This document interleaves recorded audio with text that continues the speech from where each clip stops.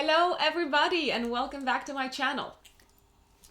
We are gathered here today to talk about your June horoscopes. I'm sure everyone is pretty excited to hear some good news considering we've been going through some pretty intense months. And guess what? In June we're gonna have a party! It could be a leaving party for some. In some respects and in some areas of your life, but I'm getting ahead of myself. So before we begin, I want to let you know that it's best if you listen to the horoscope for both your rising sign and your sun sign, because you might find that actually the rising sign horoscope is much more relatable on a day-to-day basis. Now, what is going on in June, lovely people? We've got a bit of a party happening in Gemini. I know I keep on mentioning party. I cannot help it. I feel like...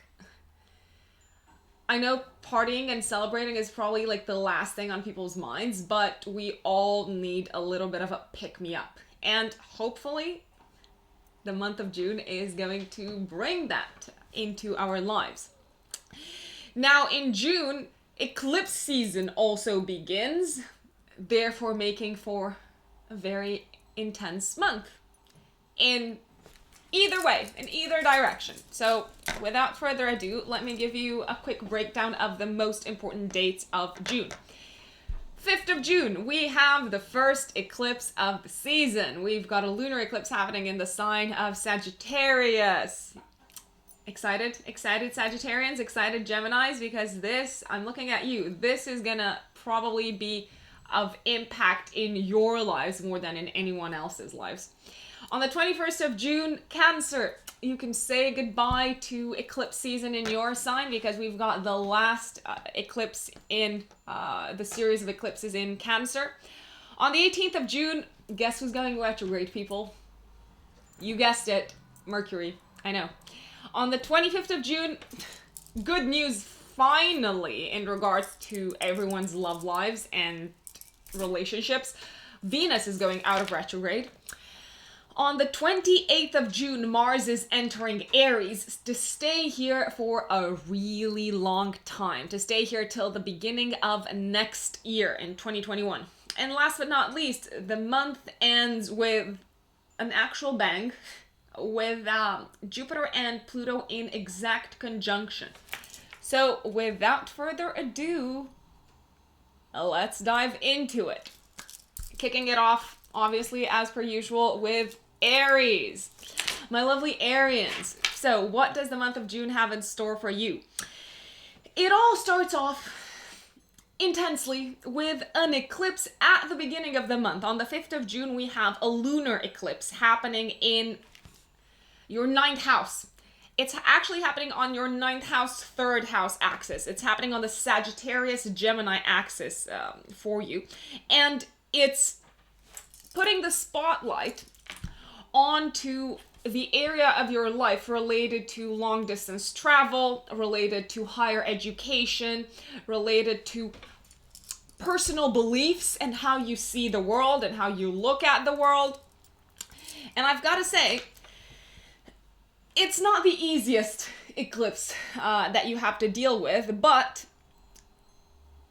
the good part, generally, is when we have eclipses in mutable signs, such as this one, the change that the eclipse brings is much more palatable, is much easier to handle, it's much easier to deal with than, for instance, let's say, if we had the eclipse on a fixed sign axis or on a cardinal sign axis. So the wind of change is blowing, and it's saying the following. There's a chapter ending for good in regards to, as I said, either higher education, either long distance travel, either a certain like belief system that you used to adhere to and that you no longer find relatable. It's also the ending of a chapter in regards to a legal matter, in regards to a legal issue. If you have been involved in some sort of like trial, if you've had anything to like divide legally through the courts, this is it. It's happening. Now, why do I say that this is a challenging day? because the eclipse is forming a T-square. Well, on the eclipse day, not the eclipse itself, on the eclipse day, we've got a T-square, which is one of the most challenging aspects in astrology, happening between the Sun, the Moon, and Mars conjunct Neptune in Pisces in your 12th house. So Mars and Neptune are in Pisces in your 12th house. It's a time of letting go. So the lunar eclipse in itself is a time of abrupt ending, of like a shutdown of a chapter completely, and there is absolutely no point in holding on to what's been, because there's no going back to the way it was. It can be the end of your old view of the world. It can be the end of a deep-seated belief. It could also bring news related to a sibling, and news that has to do with some sort of ending happening in a sibling's life, I would say. You could feel a little bit mentally exhausted around this time, Aries, and I don't want you to get all wound up, and I don't want you to get all impatient, because the world is in flux, and there's a lot of change happening around you, and you're not able to take control in the same way in which you would normally take, and you're not able to act in the same way in which you'd want to act, and you might feel a little bit paralyzed because it feels like everything's shifting and you don't have a foothold to act from. Keep your mental sanity in check. Take it easy. Take a deep breath. Give yourself mental space, because mentally you could be really wound up. You could be annoyed. You could be exhausted. You could be frustrated. Just take your time and rest, and let go and surrender to whatever's happening, to whatever is coming your way. There can also be a lot of information being sent your way at the same time, and it makes things very confusing. It also makes you impatient. It doesn't allow you to move, because the 3rd house, 9th house axis is related to movement, is related to traveling, is related to transportation. And you cannot move around this time in the same way that you would want to move. Speaking of movement, if you were planning to move around this time, you might not be able to. There might be some impediments, or you might realize around this time that you actually have to move from wherever you are living, because you can no longer live with the people that you're living with. Now, there's some good news.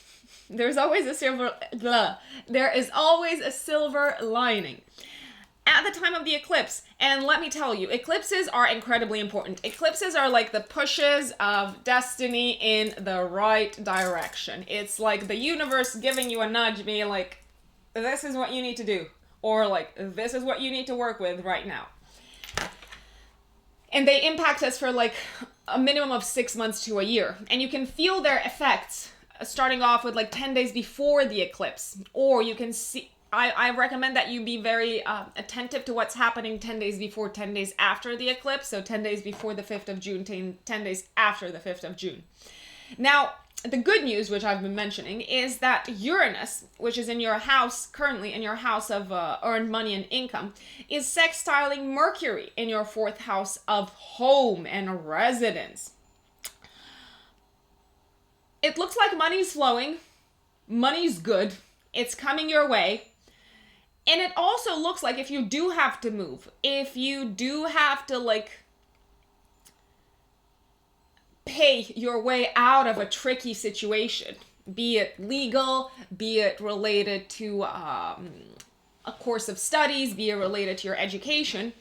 The good news is that money seems to be in your pocket. Money seems to be flowing in your pocket. And also, you seem to have the protection of someone very powerful, but who is looking after you from behind the scenes, because we've got that Mars-Neptune conjunction in your 12th house, sextiling the Jupiter-Pluto conjunction in your 10th house of career and authority and institutions. So yeah, you may feel impatient. You may feel like you've had enough of all of this. You're like, oh no, more movement. Oh no, why can't I just like carry on with my plans? But you've got the support of some really strong people and some really powerful people. And you've also got the financial means to deal with whatever's unfolding in your life. I mean, how like your car might break down around this time and you might realize, you know what, I need to buy a new car, because the third house is also the house of transportation. So if you need to buy a car, it's a good thing that you've got the money to do it. Now on the 21st of June, we have a new beginning kicking off in your fourth house of home and family. We've got on the 21st of June, and it's active 10 days before, and you might feel the impact of it 10 days after. We've got the solar eclipse happening in Cancer, the last solar eclipse of the Cancer Capricorn season of eclipses. And I'm very excited about this eclipse, and I'm still looking forward to it. There's a big new beginning happening in your home life. I mean, yes, there is still some confusion or restlessness around the home, around this like new chapter that you are entering in regards to your home life. It could be related to like buying a new house. It could be related to buying land. It could be related to entering a new phase with your family. Something exciting is happening in your home. You cannot move as fast as you'd want to move. I mean, hell, you're Aries, you're impatient, right? Because Mars at the time is squaring the solar eclipse, so it looks like action is what you'd want to jump on the most, but hold your horses and take a step back and take the Cancerian approach, which is cautious, which is sideways, which is kind of like assessing the situation from afar before they take like one step forward and two steps back, kind of like guarding what they have already. That's the type of approach that I would recommend to this new beginning. But it is something that you're probably going to want to celebrate. You seem to be finishing something off as well. So the fact that you're entering this new chapter in your home life seems to have something to do with you letting go of the past, it could have something to do with a sibling. It could be like news that you receive that is like, oh, finally, this is what I was waiting for.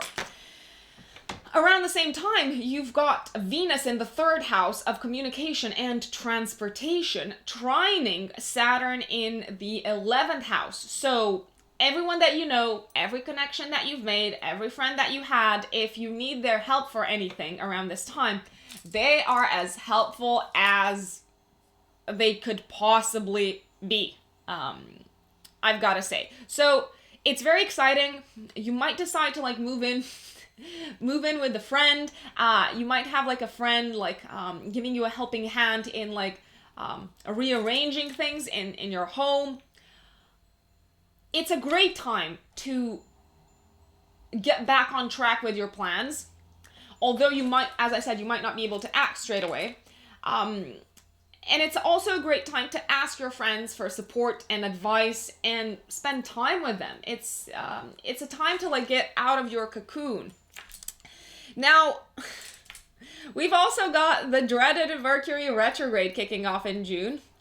It starts off on the 18th of June, and it's retrograde in the sign of Cancer till the 12th of July. Now, it's very interesting because on the one hand, you've got this like new chapter emerging in your home life, and on the other hand, you've got Mercury going retrograde, which is literally going over what you've done before in the same area of your chart. So it could be that you are finishing off something that you've started a while back, or that you are finally able to move forward with a plan that you had made ages ago, or a project that you've started in the home place ages ago, but only now do you have everything that you need, or the support of everyone that you need in order to move forward. So there's an old plus new kind of feel about this this new chapter. But you've got all the reasons you can think of to get excited. And what did start as a bit of a tricky month is seems to be turning into something pretty decent. I mean, let me also repeat the advice that I give when Mercury goes retrograde. If you can, hold off on signing papers till the 12th of July, I want to say. So between the 18th of June and the 12th of July, whilst Mercury is retrograde, if you do have to sign contracts or any sort of papers, read them like 300 times. And even then, you might realize that you've missed the fine print. And also, stay away from electronics, especially buying new electronics, because you might have to like return them. They might be broken. Not ideal. So that is Aries in June. My lovely Taurians, welcome back to my channel. Now, if you are a Taurus sun or a Taurus rising, listen ahead to what is happening in June for you. So the month begins with a bit of a tricky date and a tricky time. It begins with an eclipse in Sagittarius on your 2nd to 8th house axis. Now, eclipses, the funny thing about them is that they are active for long periods of time. And you might feel the energy of the eclipse. You might start to feel the energy of the eclipse 10 days before the 5th of June. And you're definitely going to feel it 10 days after as well. And eclipses impact what happens in our life for at least 6 months moving forward, if not up to a year. So the lunar eclipse is happening on your axis of money and power. And it's tricky because eclipses in themselves bring black swans with them. They bring like events from like south side, from out of the shadows, out of the blue. The unexpected, the surprise element usually comes with the eclipse, and it's the universe giving us a push in the right direction. But hey, we don't really like pushes from anyone, do we? And Taurus especially doesn't like to be pushed around because it's a fixed sign. So it could take you quite by surprise. There seems to be like an end looming on the horizon in regards to money. You either have to pay off a significant debt, or you are served a big kind of like invoice or pot of money that you have to pay off. And it's kind of taking you by surprise because it's interfering with your plans. It's interfering with what you had in mind for the future, and it is a little bit heartbreaking. I'm telling you. You might also go through a bit of a crisis around the 5th of June.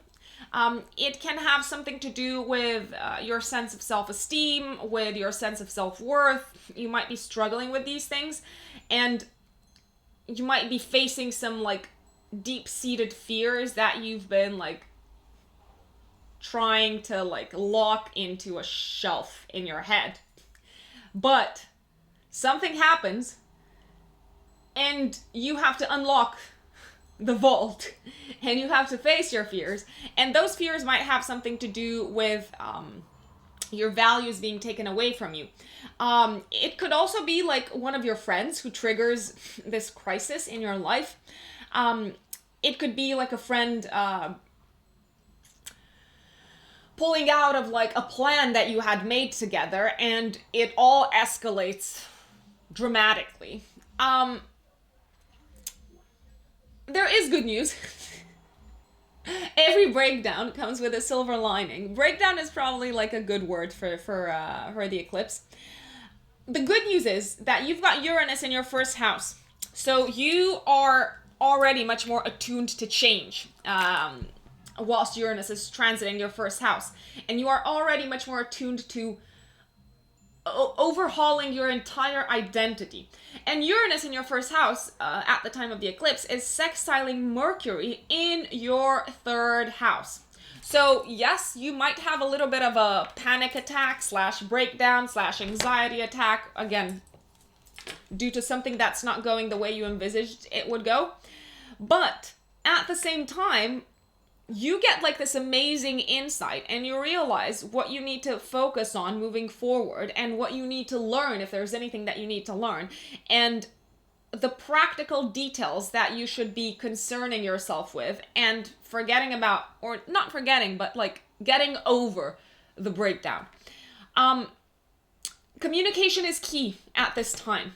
If you are going through some sort of like psychological tense time, the best part about it is that you're probably going to be able to talk about it and you're going to feel empowered once you get out of it. At the same time of the eclipse, you've got your Mars-Neptune conjunction in the house of friends, sextiling Jupiter-Pluto in conjunction in your 9th house of how you view the world. So, what's happening at the time of the eclipse, like 10 days before the 5th of June, 10 days after, seems to be really rocking your boat. And it seems to be trying to teach you to look at the world differently and to update your personal life philosophy and update your list of priorities and start looking at the bigger picture. What's the bigger picture? That's what's gonna save you. Now, if we move to the second half of the month, first and foremost, on the 18th of June till the 12th of July, we've got, guess who? We've got beautiful Mercury going into retrograde in your 3rd house of communication and learning. So it looks like between this time, you might have to go back to the drawing board. You might have to become a student again, and you might have to learn some of the things that you've started to learn a while back, but you kind of like put them off or you let them go because you had other plans. It's also a fantastic time to reconnect with people who you've worked with in the past or who you have common interests with. And if you work in sales, it's a fabulous, fabulous time, Taurus, to reconnect with old clients, because when Mercury goes retrograde, it's a great time to reach out to people from your past, to do trade with them.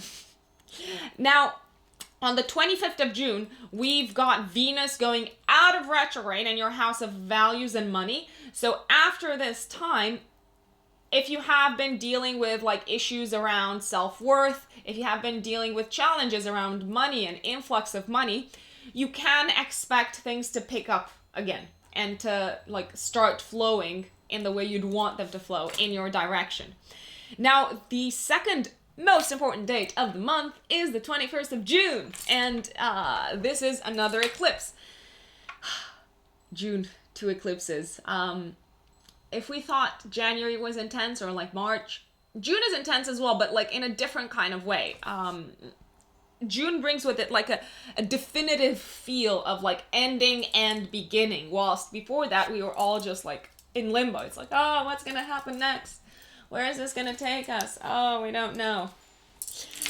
So on the 21st of June, you're entering a new chapter at the time of the solar eclipse in Cancer in your 3rd house of learning.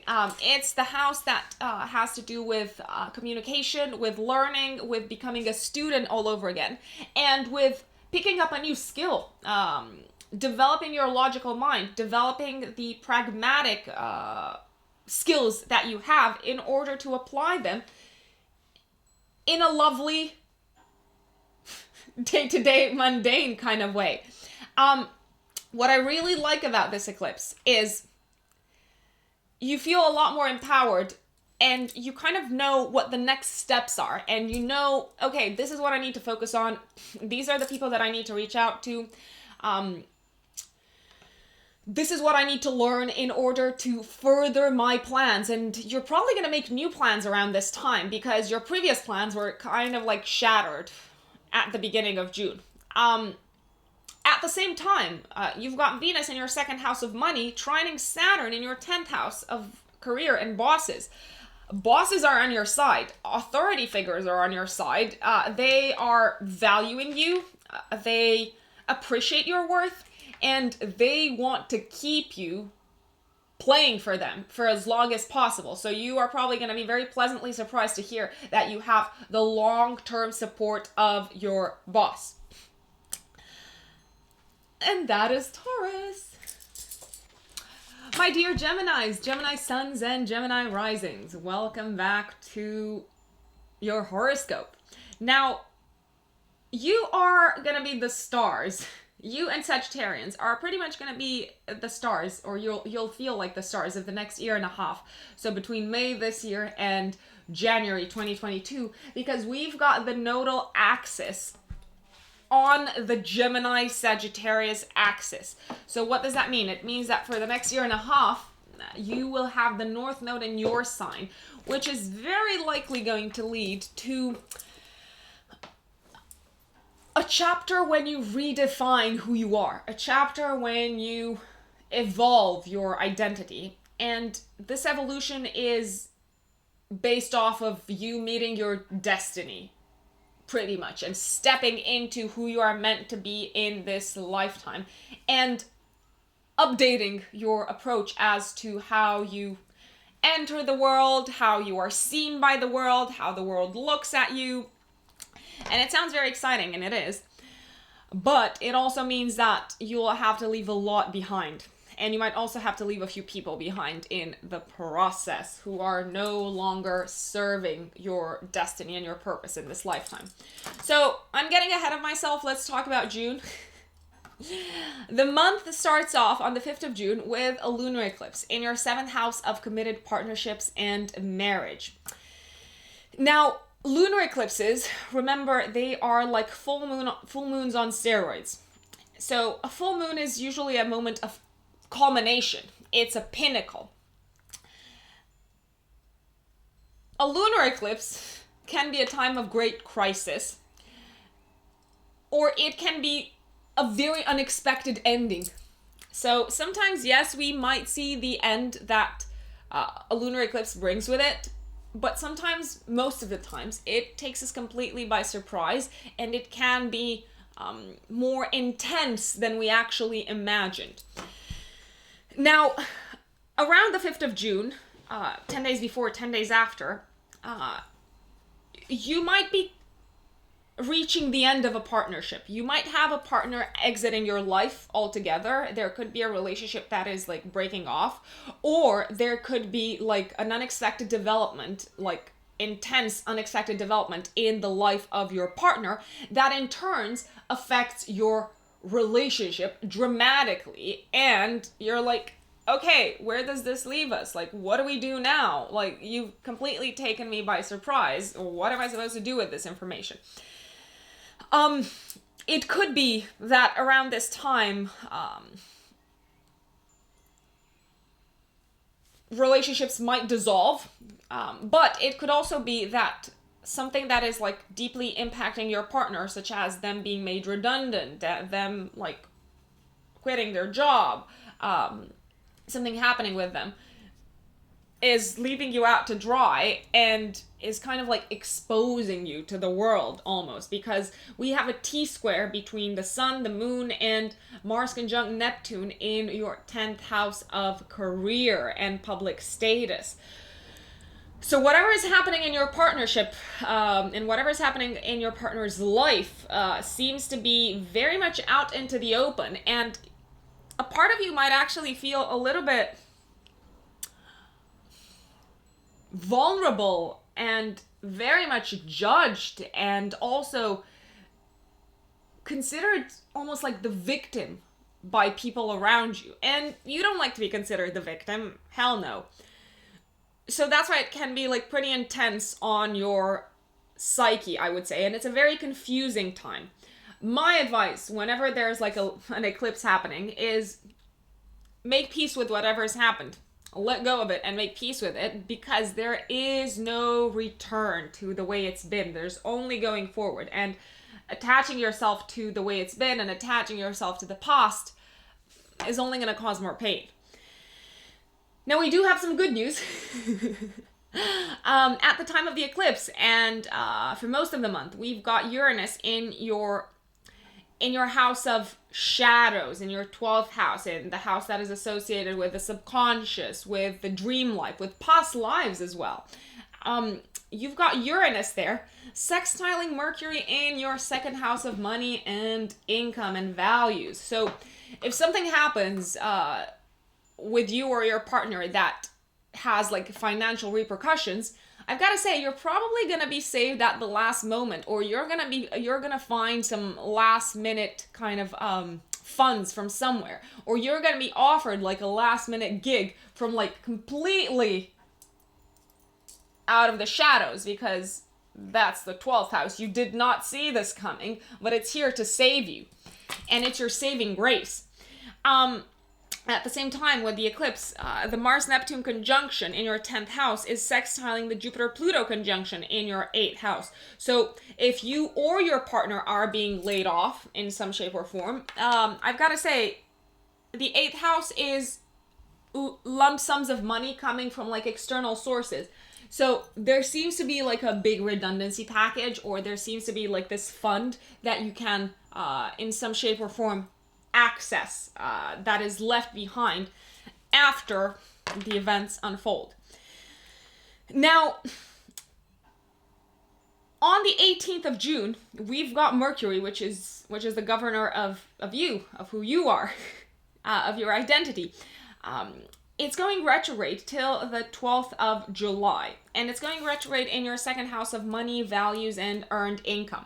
It is possible around this time that you might be able to pick up where you left off with like a previous source of income in your life. It's also a fabulous time. I have a lot of like Gemini friends who work in some sort of like sales or like communications like capacity or in like a communications-led environment such as media, advertising. And it's a fabulous time to reach out to people who you've done business with before, because they might be your greatest source of income till the 12th of July. Now, needless to say, be very careful when you like take money, when you give money, because Mercury retrograde can make you a little bit like careless to like details, and you might lose track of details. You might lose track of like receipts, invoices. You might misplace them. It can create a little bit of chaos in that respect throughout the second half of the month. Now, I'm very excited about the solar eclipse happening towards the end of the month. So on the 21st of June, we've got a solar eclipse in Cancer in your second house of money. So the way I see this is very likely a new source of income is coming your way. After you've been like distraught from whatever's happened at the beginning of the month, you might not be distraught. You might have already made peace with it. There's going to be reasons to celebrate towards the end of the month. So there's either a new source of income coming into your life, or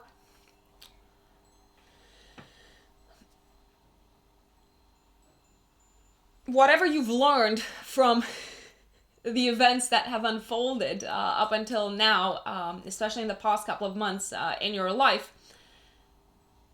you're looking at things from a different perspective. And you're feeling good about yourself, and you're feeling good about your skills, and you're feeling good about what you can bring to the world. And it's making you feel a lot more confident. And with confidence comes reward from the world. People, it's such a cliche, but it is as simple as that. The more we value ourselves and the more confident we are, obviously we have to have like the skills to back it up, but the more we value ourselves and the more we consider ourselves worthy, the more the world, the rest of the world, is going to consider us worthy in turn. And it will reward us, and it will want our services. So you've probably come to terms with the fact that you are a very valuable individual, and the world is going to shine back on you. And there seems to be like a new opportunity on the horizon already. Now, Neptune at the time of the eclipse in your 10th house of career is sextiling Mercury in your second house. So it's like if you are offered like a new job, if you are offered a new position, or if you're still in the company that you were in at the beginning of the month, it's like the gods are smiling on you. And it's like they're handing to you this opportunity on a silver platter that almost seems too good to be true. But you realize, you know what, actually, if I'm really going to make the most of this, I have to start focusing on the bigger picture, and I have to start focusing on the long term.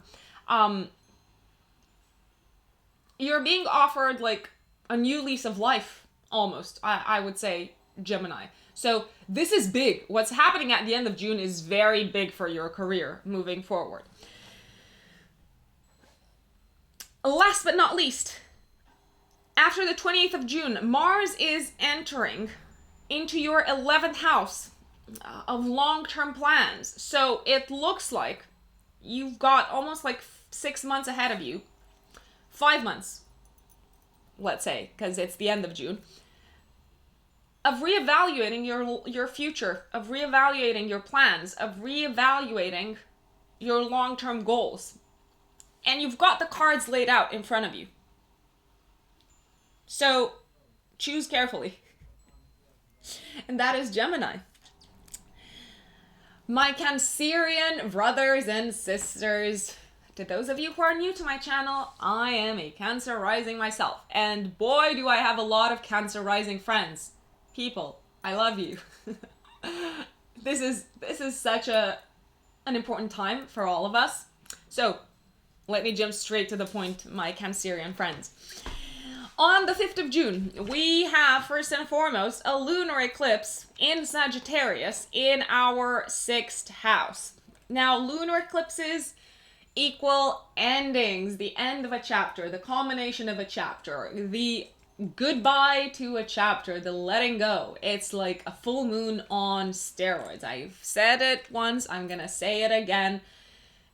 It's abrupt, it's the end, and there is no holding on to it like we normally do, because that's Cancer. It's just like, I found something that I like and I care about it, and now it's part of me, it's part of my shell. No, the shell must go. It looks like there's a big end happening in your house of day-to-day work. You seem to be letting behind you a job, and it seems to be a very big deal.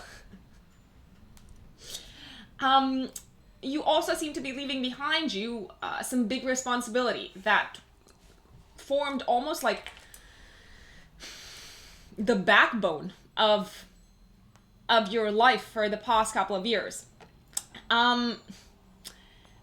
You are feeling uneasy about it, to say the least, and it's fine. It is absolutely fine. It's absolutely fine to feel like a sense of loss. It's absolutely fine to maybe even feel sadness, because you put a lot of energy into your work, into your job. You might be feeling a little bit despondent almost, because we've got a T-square happening between the Sun, the Moon, and Mars conjunct Neptune in Pisces in your 9th house. The 9th house is associated with our view of the world, with how we see the world. And you might be very confused as to how you see the world right now when this like job or like massive responsibility has been taken away from you.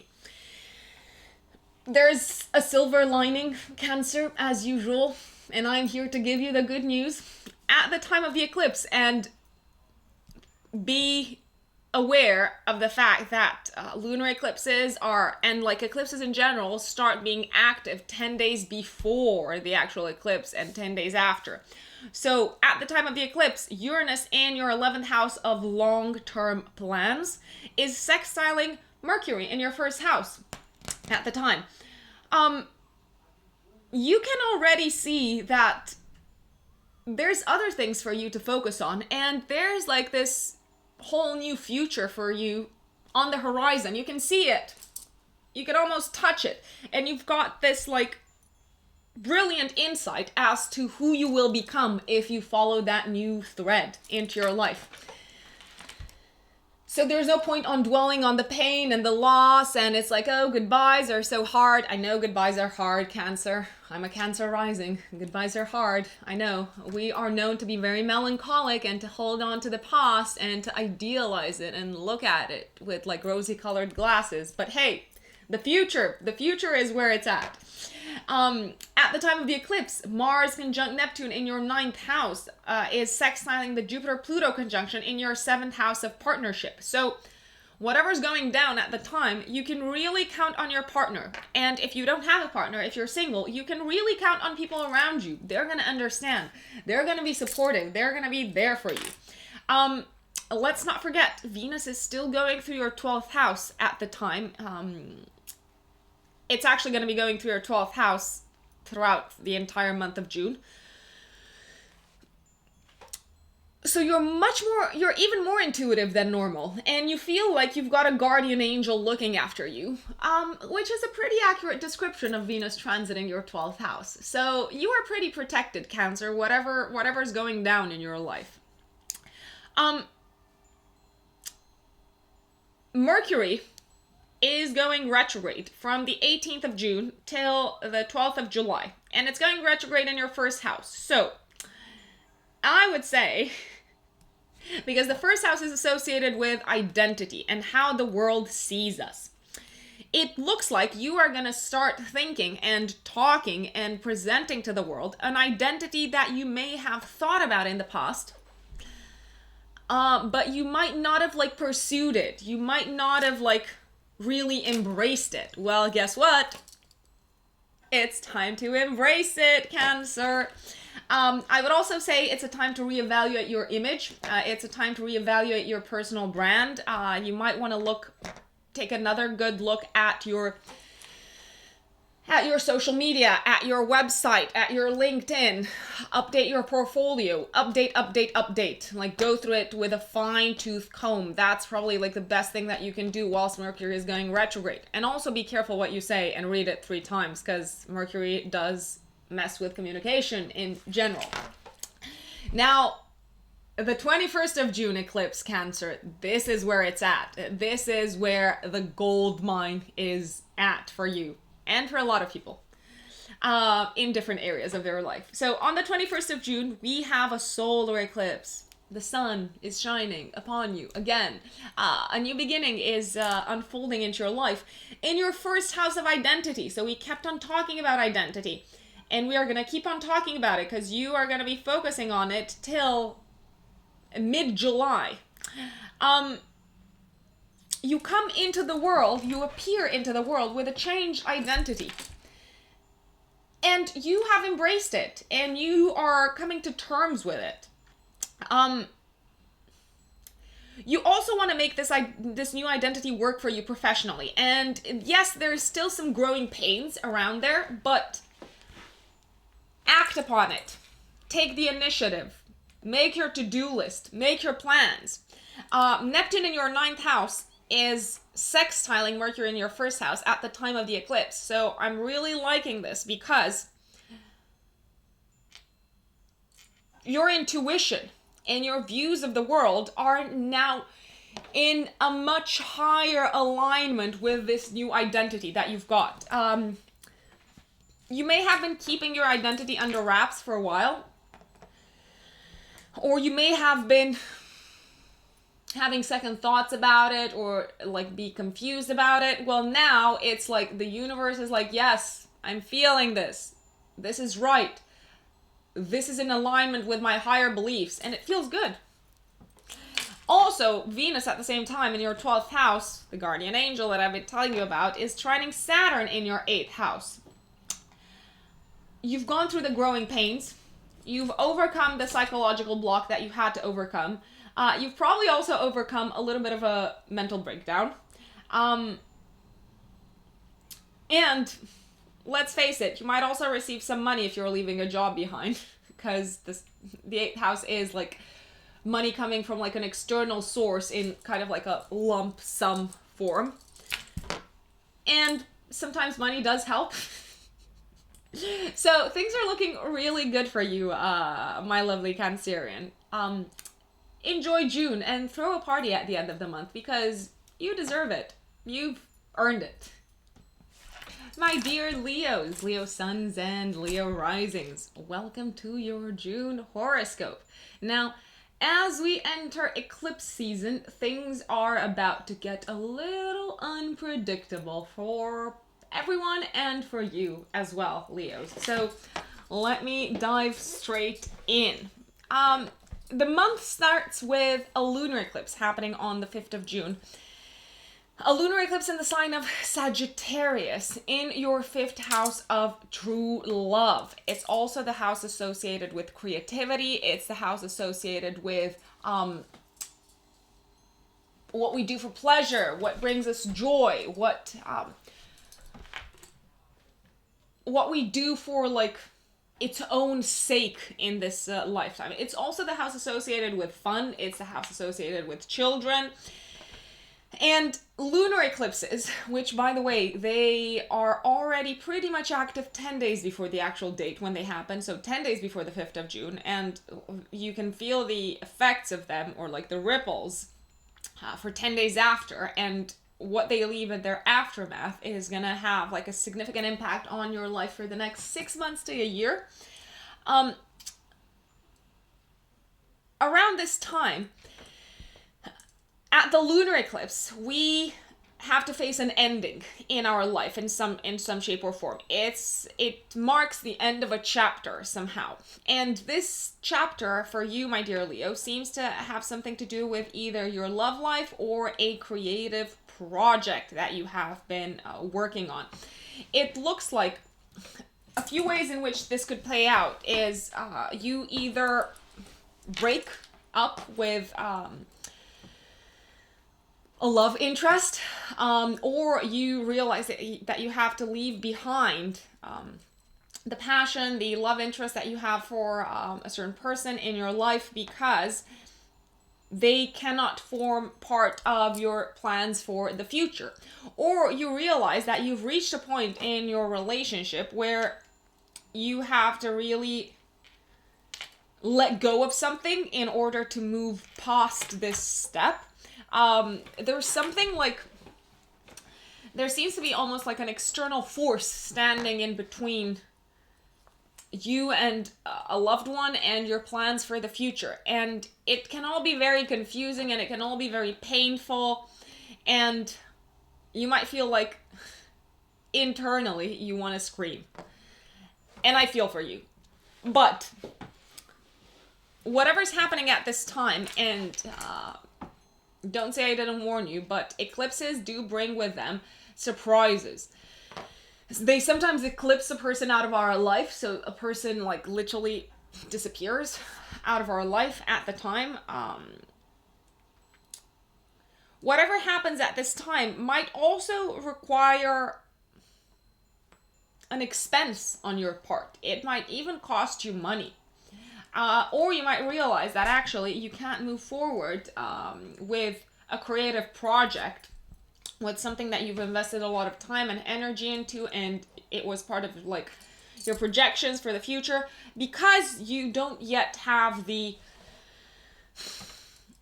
external financial support that you needed. So yeah, it's frustrating, and it is kind of like a deal breaker in terms of one of your dreams, but my advice is like not to dwell on it too much and focus on the good stuff, because there is good stuff and there is opportunity around you if you've got the eyes to see it. The good news is that Uranus in your 10th house of career is sextiling Mercury in your 12th house, the house of like all things hidden, the house of the shadows. So it looks like you've got a plan B that you've been either like keeping under wraps, or you get like this like fabulous kind of like insight from someone higher up, from a boss, or you hear like this fabulous piece of news that opens up a whole new opportunity for you that you may start to like put into motion straight away and like not shout about it from the rooftops because it's something that you'd prefer to keep under wraps. Work is looking very good for you, and I would say whatever's happening in your personal life, do take refuge in your work life, and do take refuge in in your day-to-day kind of like routine and habits, and how you make yourself of use and of service to other people. You seem to be able to make things work really nicely from a job perspective. Now, let me put it differently. From the 18th of June, we've got Mercury going retrograde in your 12th house. This house is associated with isolation. It's associated with dreams. It's associated with a sense of loss, with a sense of letting go, with a sense of ending. And it's also the house of the subconscious. So with Mercury going retrograde from the 18th of June till the 12th of July, this is a really good time to rest. Rest, if possible, somewhere where you have been before. Don't try out new places. There's no better time for reflection than now, I would say. And you can feel something really big probably like ending in your life. And you might also feel like there's a sense of like everything seems to be falling apart in your life except for your job. Your job is pretty solid. But there's this sense of like, oh, my plans are nowhere near where I wanted them to be at this point. My love life is like struggling, is dwindling. I feel left out. I feel alone. There can be this feeling of isolation. Do use this time of isolation to look inside of you and to reflect and to find the answers within your subconscious, because our subconscious has all the answers that we need if only we took a moment to meditate and to sleep on it. Now, I am very excited for the second half of the month for you, Leo, and for everyone, but like you do need this new beginning for you. So on the 21st of June, we have a solar eclipse, which is in effect a new beginning, a very strong new beginning. And eclipses, by the way, are active 10 days before already. So you can feel the effects of them 10 days before the 21st of June. There is a new beginning unfolding in your 12th house of the subconscious, of past lives, of isolation, of all things hidden. You seem to be going through an enlightenment. You, at this time, probably start seeing very clearly what it is that you need to hold on to and what it is that you need to let go of in your life. Mars is squaring the solar eclipse, so the letting go process can be, letting go is never easy, and it might feel like something that you have to do straight away. It might feel like something that, okay, you just want to end it and you want to like be done with it and you want to move on with your life. It might not be that simple. I recommend that you take a more cautious approach and that you like take one step back and two steps forward and kind of like approach it in the same way a Cancerian would approach this new phase of your life that you are entering.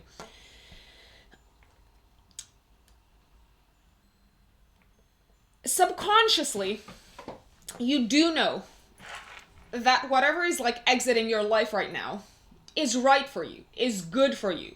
You've got Neptune in your 8th house sextiling Mercury in your 12th house. So it seems like you're getting past a mental blockage. You're getting past the subconscious, like psychological block around this time. Also, around the same time, Venus in your 11th house of friends is trining Saturn in your 7th house. You can rely on friends and trusted partners who've been around you for a while, people who are an important part of your past. You can like go to them and ask for help and ask for support if you need it. Now, after the 28th of June, and this is also very exciting news, and you're probably going to feel very positive about it, Mars is entering your 9th house, which is the house of long-distance travel, of the higher mind, of higher education, of how we view the world, of our belief system. And Mars is going to be it's going to be sextiling. I take it back. Still a very harmonious aspect, a collaboration aspect. Mars is going to be sextiling Saturn in your 7th house. you look at partnerships differently, and you can better put them into perspective, and you know now what place partnerships occupy in your life. And I also have to say,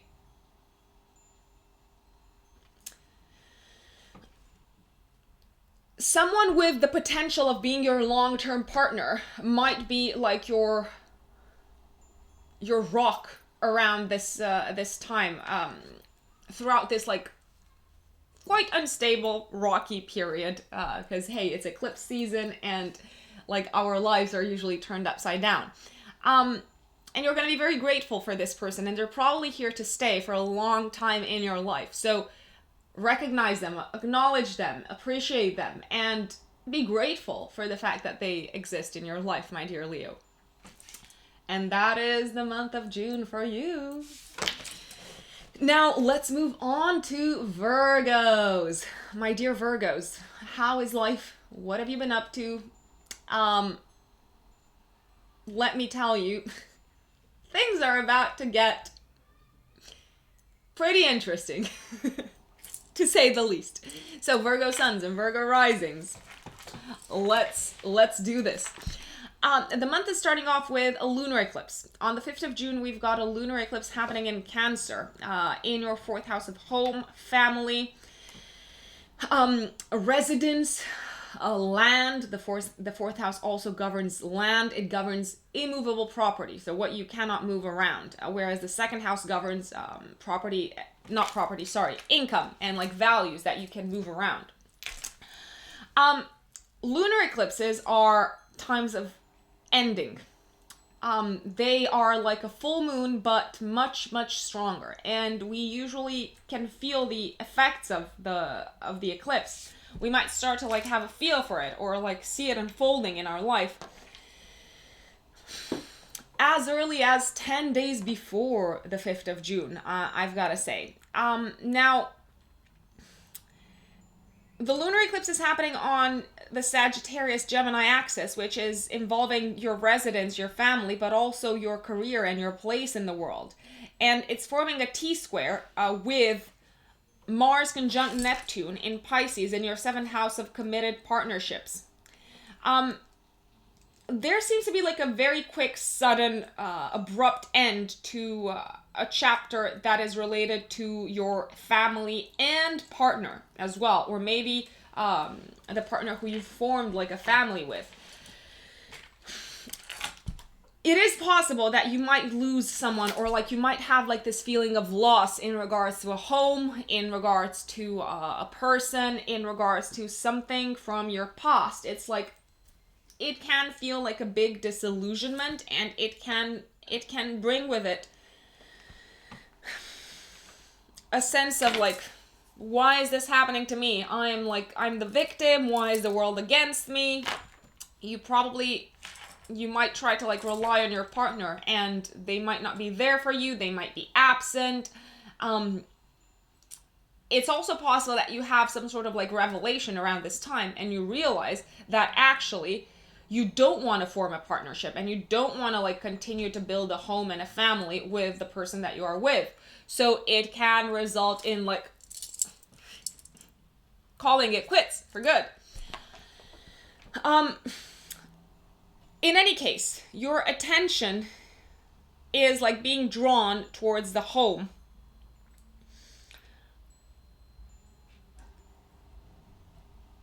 And there's something very unsettling about anything that has to do with the 4th house, because it's our past, and it might feel like you're losing a big part of who you are in the process.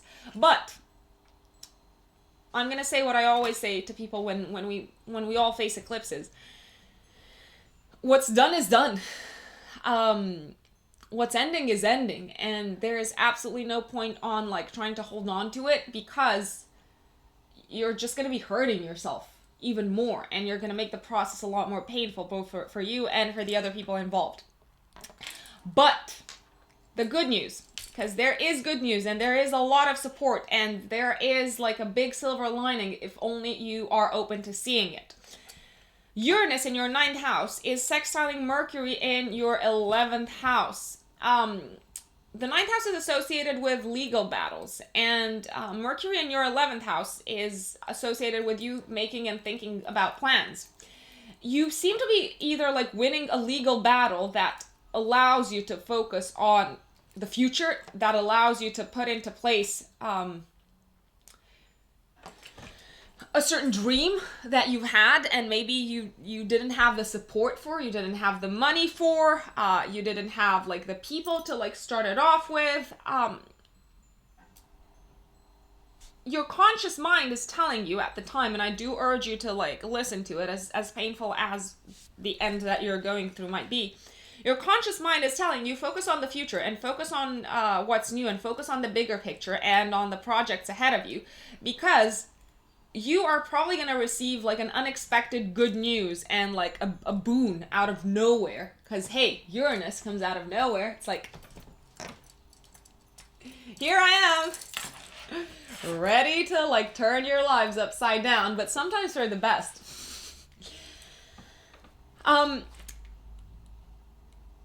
At the same time, at the time of the eclipse, Mars-Neptune conjunct in your 7th house of partnerships is sextiling Jupiter-Pluto in your 5th house. So, it could be that you're leaving behind a family matter to make plans for the future with a partner, or it could be that if you are breaking up with a partner, you've already got plans, or you've already, like, you can feel, like, the, pull of a new love or of a new interest that can keep you like busy and occupied and like continue to bring joy and pleasure into your life.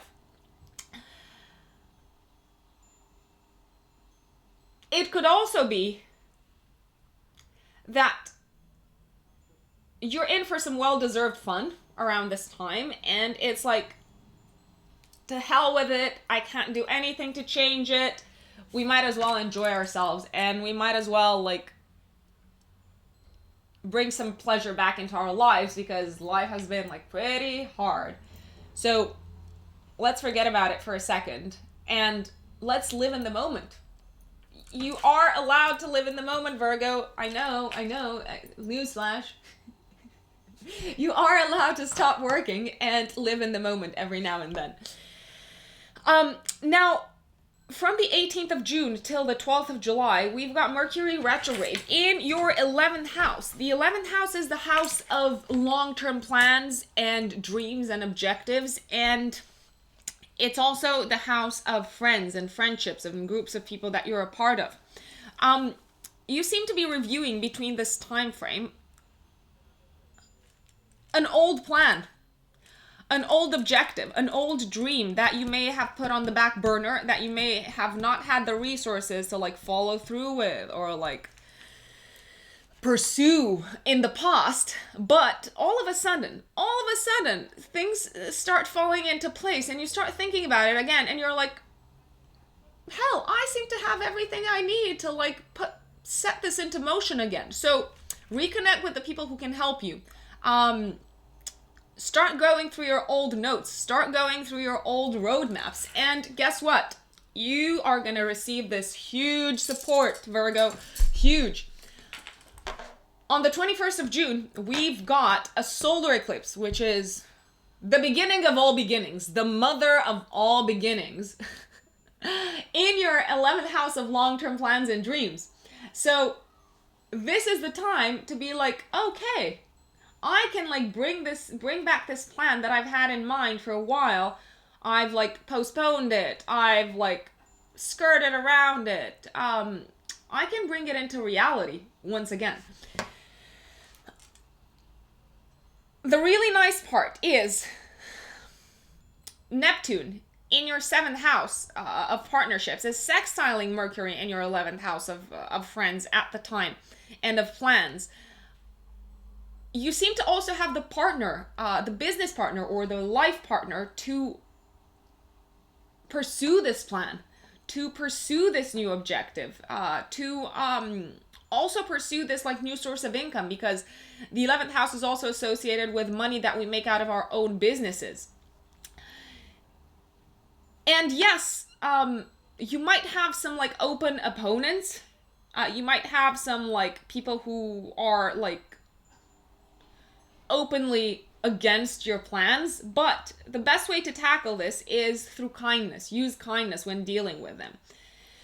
Venus, at the same time, in your 10th house of career, is trining Saturn in your 6th house of day-to-day work. Now, this is like an absolute ideal placement for long-term success in your day job and in your career, and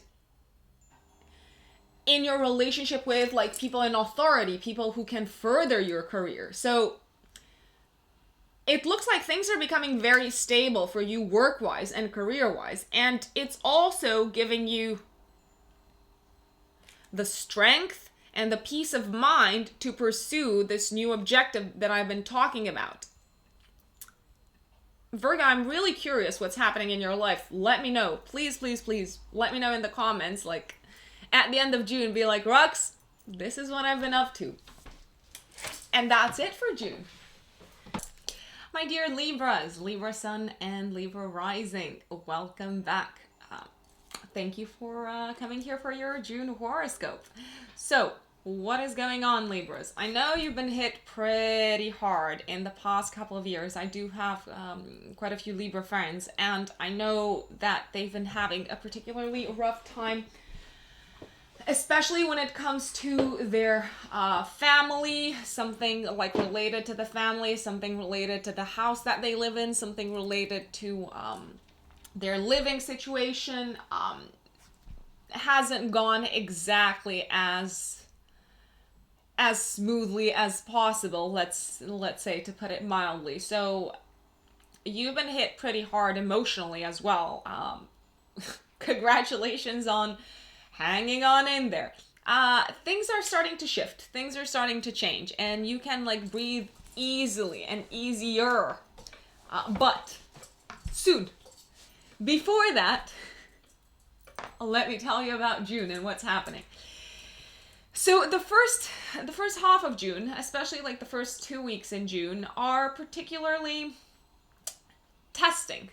That's because we enter eclipse season. We have a lunar eclipse, so that's an ending. That's the end of a chapter. That's a culmination of a chapter. Happening in your 3rd house. The 3rd house is the house of communication. It's the house of siblings. It's also the house associated with transportation. It's the house associated with school, if you are in school.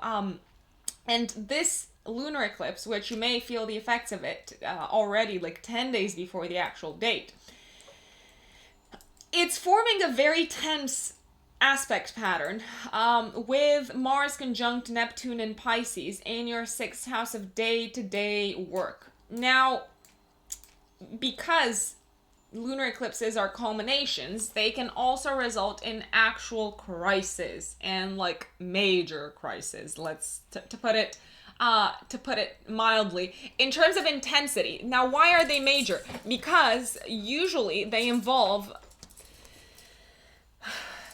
the unexpected. They involve a wild card. Eclipses are the universe's way of like setting us back on our path. Now, if you have been on your path, if you haven't strayed from your path, and what your path is, I can't tell you like individual, because it's based on, I mean, I could tell you like much better if I were to look at your natal chart and interpret it, but that's where you can get like clearer indications. But if you haven't been following your path, if you haven't straying from it, then it's like the universe is giving you like a shove in the right direction around the eclipse time.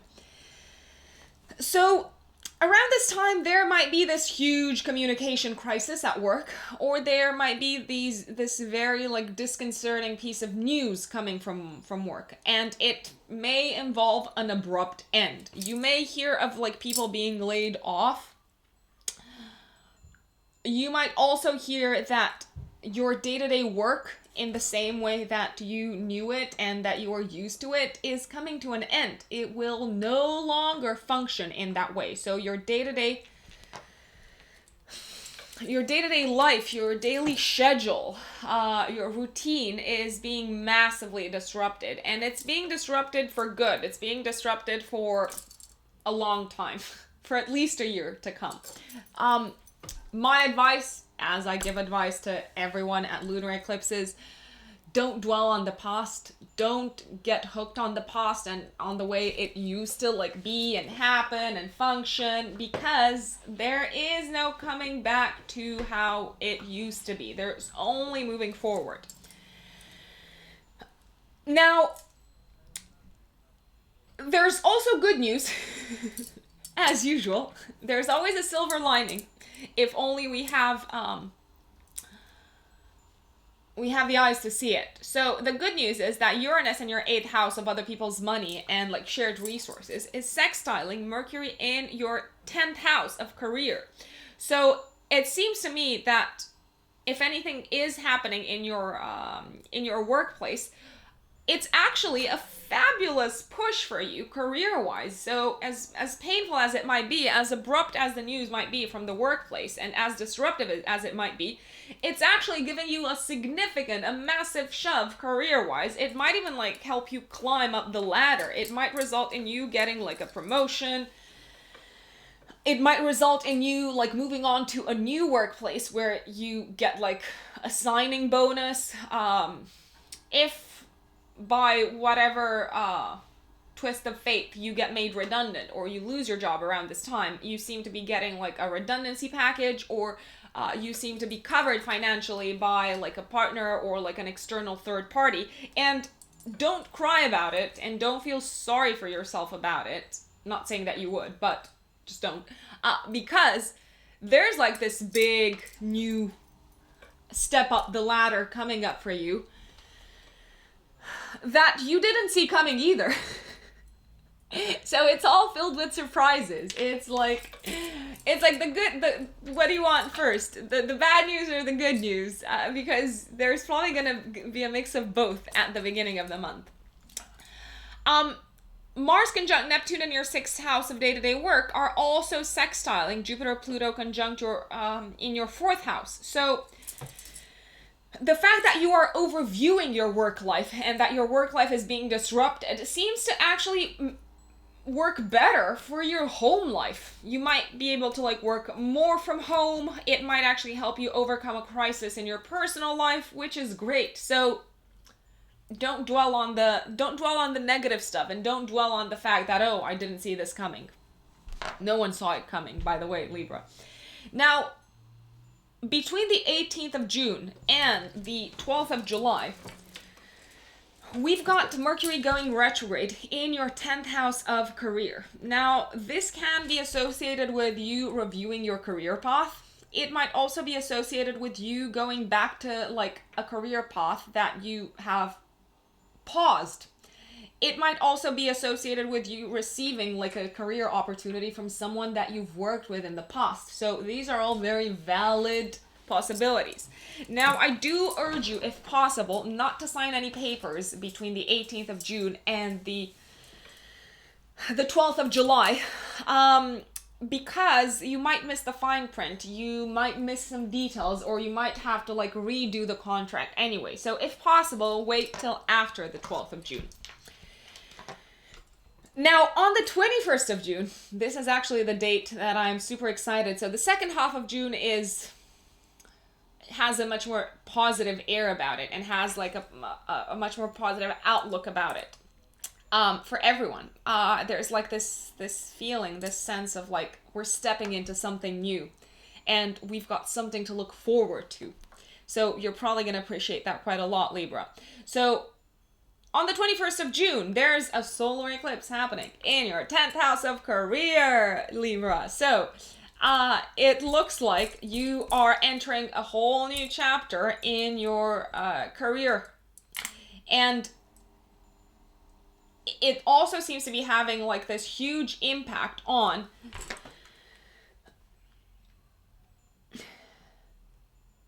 your day-to-day schedule, on your daily habits, on your daily routine, but also on your status in the world.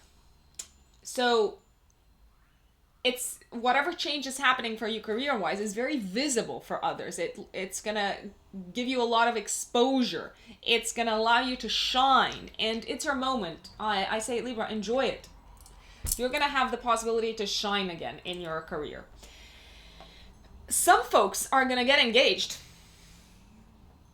I have to say it. Some folks might also become parents around this time, or they might hear that they are going to become parents.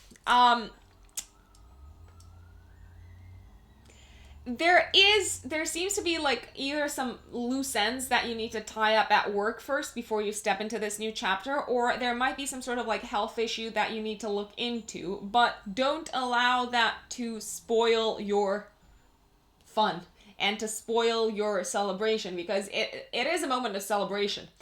If it doesn't feel like it, trust me, it will feel like it in the next 6 months to a year.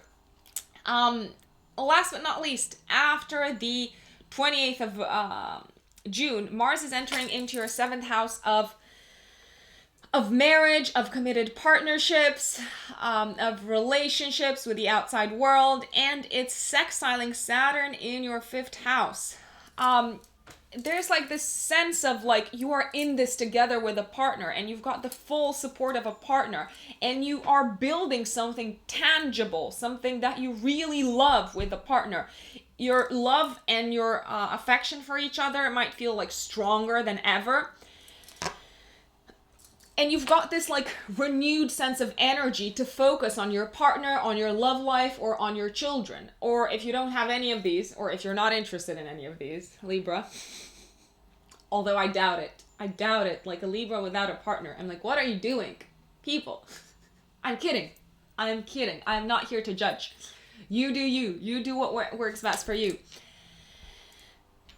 But I am seeing like you entering a much more stable and a very invigorating chapter also when it comes to your creative endeavors and to what brings you joy and pleasure in this lifetime, my dear Libra. And I generally don't give this advice to people, but around the 28th of June, sorry, why do I always keep going back to March? You might be making some like cautious gamble. As cautious as possible. Or you might have some like long-term investments starting to pay off and allowing you to like free up more time to spend with your partner or with a loved one or with your children or simply doing what you enjoy most. So I love it. Libra, tell me what's happening. Tell me what's cooking at the end of the month, please. I'm very, very curious. By the way, I've got to say, I so appreciate people like watching like past horoscopes and like sharing what's been going on in their life. I cannot tell you guys, I might not respond to every single comment. Apologies about that. But I read every single comment and I'm like, yes, look, it's working out for them. So please continue to share, because it's something that really motivates me and keeps me going and makes me want to do more of what I'm doing, basically. Now let's move on to my Scorpio friends. Scorpios, what's up? How's life? Life is gonna get even more interesting than it has been up until now. Brace yourselves, Scorpios, Scorpio suns, and Scorpio risings. What is going on in your life? So the month starts with the lunar eclipse on the 5th of June happening in the sign of Sagittarius. Now lunar eclipses are basically full moons, but they are much stronger when it comes to effects and when it comes to like circumstances unfolding around them. They're much stronger than full moons. They actually make their presence felt as early as 10 days before the actual eclipse date. So you might start feeling the impact of this lunar eclipse in the sign of Sagittarius as early as late May. Where's this eclipse happening? What area of your life is it impacting, and what can you expect? So first of all, lunar eclipses bring with them an ending. There's usually this sense of like having to let go of something. Something that has achieved its achieved its peak. It has culminated. It's something to like look at, applaud if there's like any applause that is needed, and move on with your life. So this is happening in your second house of money and income, this lunar eclipse. And it looks like a source of income might be running out of your life. It might have run its course. You might lose a source of income, or you might feel like there is like no more income to be made out of this particular source around the 5th of June. There's a T-square, which is a challenging aspect happening between the Sun, the Moon, and Mars conjunct Neptune in Pisces in your 5th house at the time of the eclipse. So it could be that a creative project is coming to an end, a project that might have cost a lot of money, but there's no more time to be spent on it, and there's no point in like spending more of your resources on it because it has run its course. It might also feel like at this time, something that used to bring you a lot of pleasure and joy is no longer in alignment with your values, so you have to leave it behind. It might also feel like a partner in your life, a romantic partner in particular, or a romantic relationship, or a romantic hookup that you were in for pure pleasure, is no longer contributing to like making you feel good. On the contrary, it might be making you feel quite guilty or like bad about yourself. So you decide to like say goodbye. Why am I making all these signs? The good news at the time is, because there is good news, Scorpio. Your girl has the good news for you, okay? So don't dwell on the pain, and don't dwell on like, oh, I'm leaving all of this behind, I'm so attached, because Scorpio is a water sign, a fixed water sign. Like, they tend to get like super emotionally attached to things in their life because they take a long time to allow external factors into their life, including other people into their life. So there might be like, I'm gonna hold on to this forever. No, don't do it.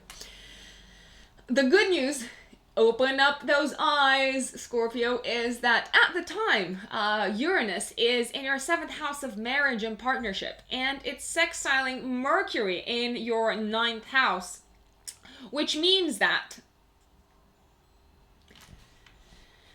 whatever is breaking down around the time, and it could be related to like a source of income, or it could be related to like a certain relationship, or it could be related to something that you've dedicated a lot of time and resources towards. You've got someone who is like a partner to you, who is there to support you and help you get out of this like emotional, like psychological mess, and is helping you look at things from a much broader perspective. It's putting things into perspective for you. So you should be very grateful for this person who's in your life. It's also possible, okay, let me say this. If you go out into the world again, and probably around this time, we will be allowed to like socialize a lot more. I think. I don't know. I'm making assumptions and predictions here. It is possible that you might meet someone when you go out into the world again who has the potential to turn into a long-term partner. I do see at the time of the eclipse, the Mars-Neptune conjunction in your 5th house, sextiling Jupiter-Pluto in your 3rd house. So whatever breakdown you're going through and whatever like psychological mess you're experiencing, speak about it.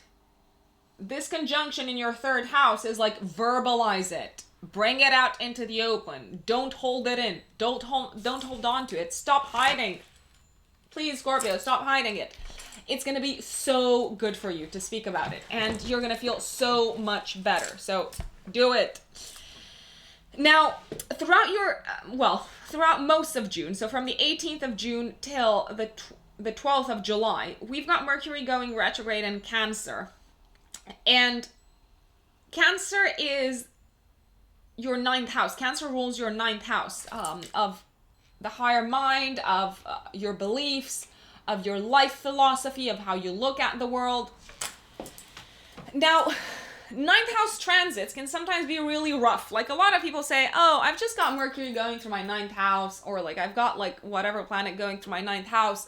It just means that I'm going to be doing a lot of like reading and thinking and going out into the world and like spending time in society. But actually, ninth house transits can be really tough on someone's mental state. They can lead, and I've seen people with like Saturn transiting their ninth house, going through like depression states, going through like severe anxiety bouts. So it's not simple. It might seem simple. It might be like, oh, it's all in your head, but it all starts with the head. So with Mercury retrograde in your ninth house, it looks like you are reviewing your priorities. You are reviewing the way you look at the world. You might also be tempted to like make travel plans, and I absolutely encourage them. I know I'm gonna get so much hate from people. They're gonna be like, "What are you talking about? The world is in lockdown." Scorpio, I am making a wild prediction here, and I'm gonna say this: if you can make travel plans, if you can travel, and if like obviously the government allows us to like travel, etc., it is worth looking into it, because it could work wonders for your psyche, Scorpio. You might just need like a new perspective. You might just need to immerse yourself in like a foreign land that you've been to before, and it could be exactly what the doctor ordered. But let's see what happens. And don't do anything illegal, please. Now, the second part of June is what I'm really excited about. On the 21st of June, we have a solar eclipse happening in your ninth house of long distance travel, higher education, studying, life philosophy, beliefs, religion, politics. The solar eclipse is a new beginning, and I've got to say, I'm super excited about this one because Neptune in your fifth house of love and in your fifth house of pleasure and what brings you joy is sextiling Mercury in your ninth house. So it seems to me like whatever like new route you are taking, however you're looking at the world right now, and you're probably looking at the world through new eyes, you might be going back to like studying. You might decide that actually you want to like study in order to further a creative project, in order to like spend more time doing what you love doing. And you might feel very inspired to study as well. And you might also feel like your mind is like has opened up to these like whole new possibilities that you hadn't seen before. And it's beautiful, Scorpio. So follow through. It's a fabulous time to like travel, embark on a new study route, connect with other people, connect with their view of the world, get out of like your bubble and open up to others and speak with others and exchange ideas with others. It's exactly what you need in order to take you to the next step, to take you to the next level. Now, I want to say this. Mars, after the 28th of June, is entering your sixth house of day-to-day work and health. And there's more good news coming. So Mars is going to be making a sextile for like the last few days and like the first few days / weeks of July with Saturn in your fourth house.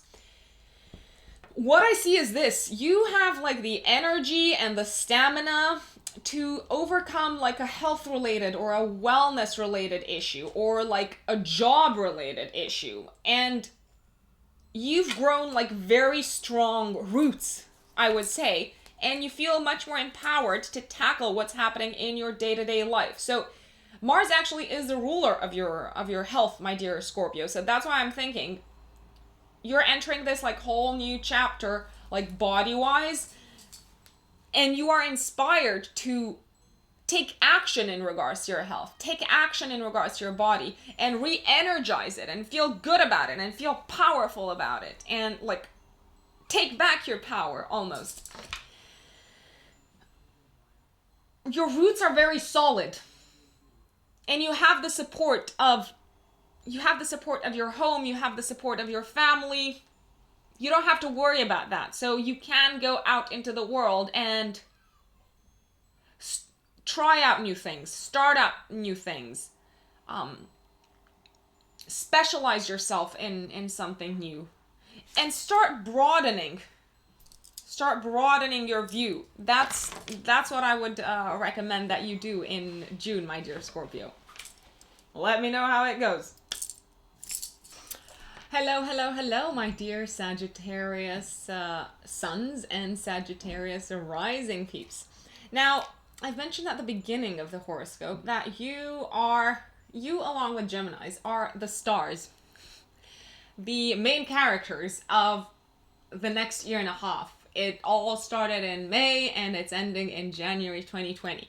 And you might feel like things are revolving and happening for you and around you and in your life more so in the next year and a half than they've happened in a very long time. It's like, it is destiny knocking at your door.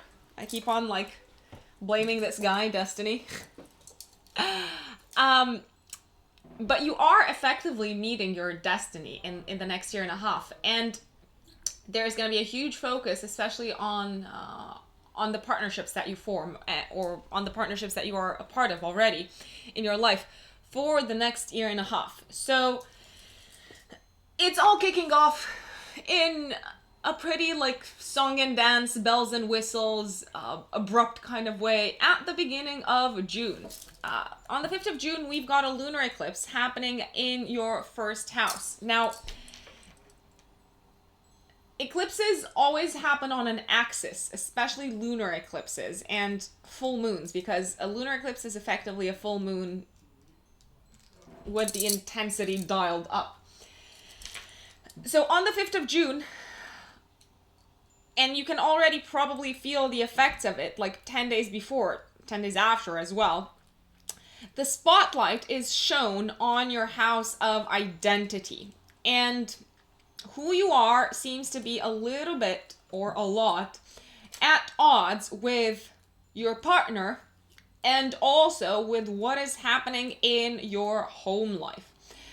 It could be that around this time you have to finalize a division of assets with your partner, or there's like a big break happening in your home life and it's in turn affecting your partnerships. In any case, there is something coming to an end. There's like a culmination in like a see you later, see you never kind of way. You might feel like you've lost a part of yourself, and also a part of yourself that was very much related to your past. It might feel like you are losing someone in your family, or like there's this sense of loss that you are experiencing from your home, from your family life.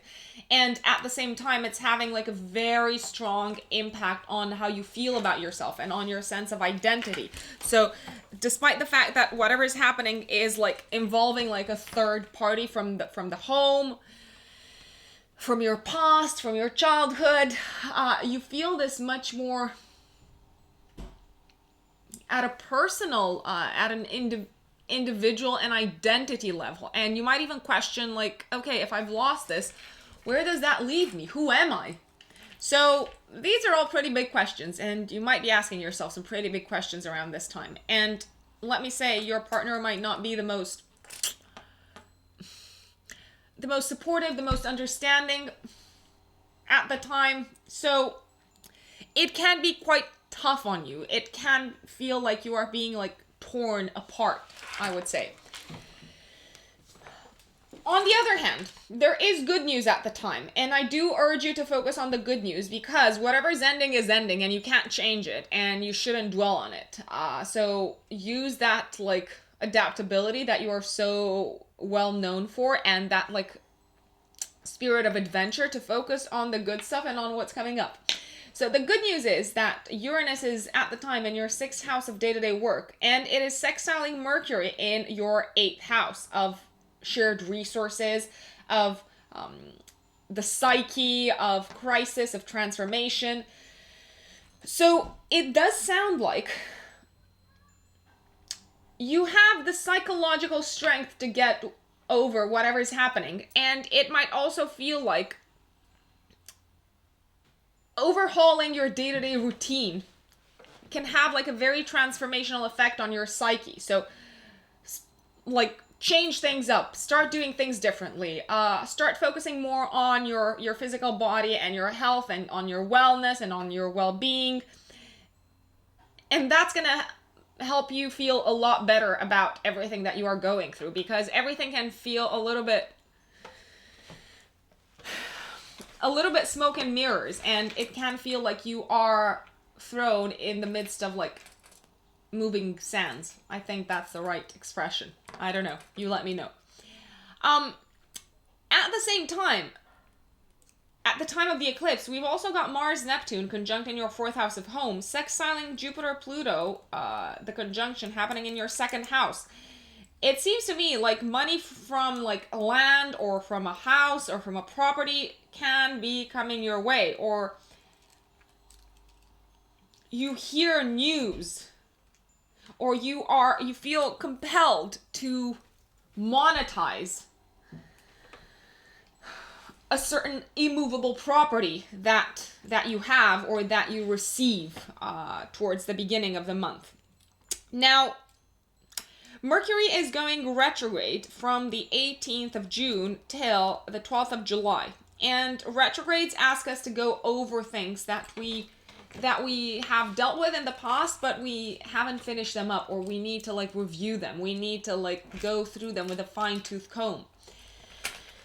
Mercury in your 8th house retrograde, so until the 12th of July, might ask you to pay off your debts, to pay off your taxes, to pay off whatever you owe to anyone and everyone into your life. And it might also ask you to review some old psychological crises and blockages and talk about them, because Mercury is talking and thinking. So it could be a really good time if you've done therapy to like go back to your therapist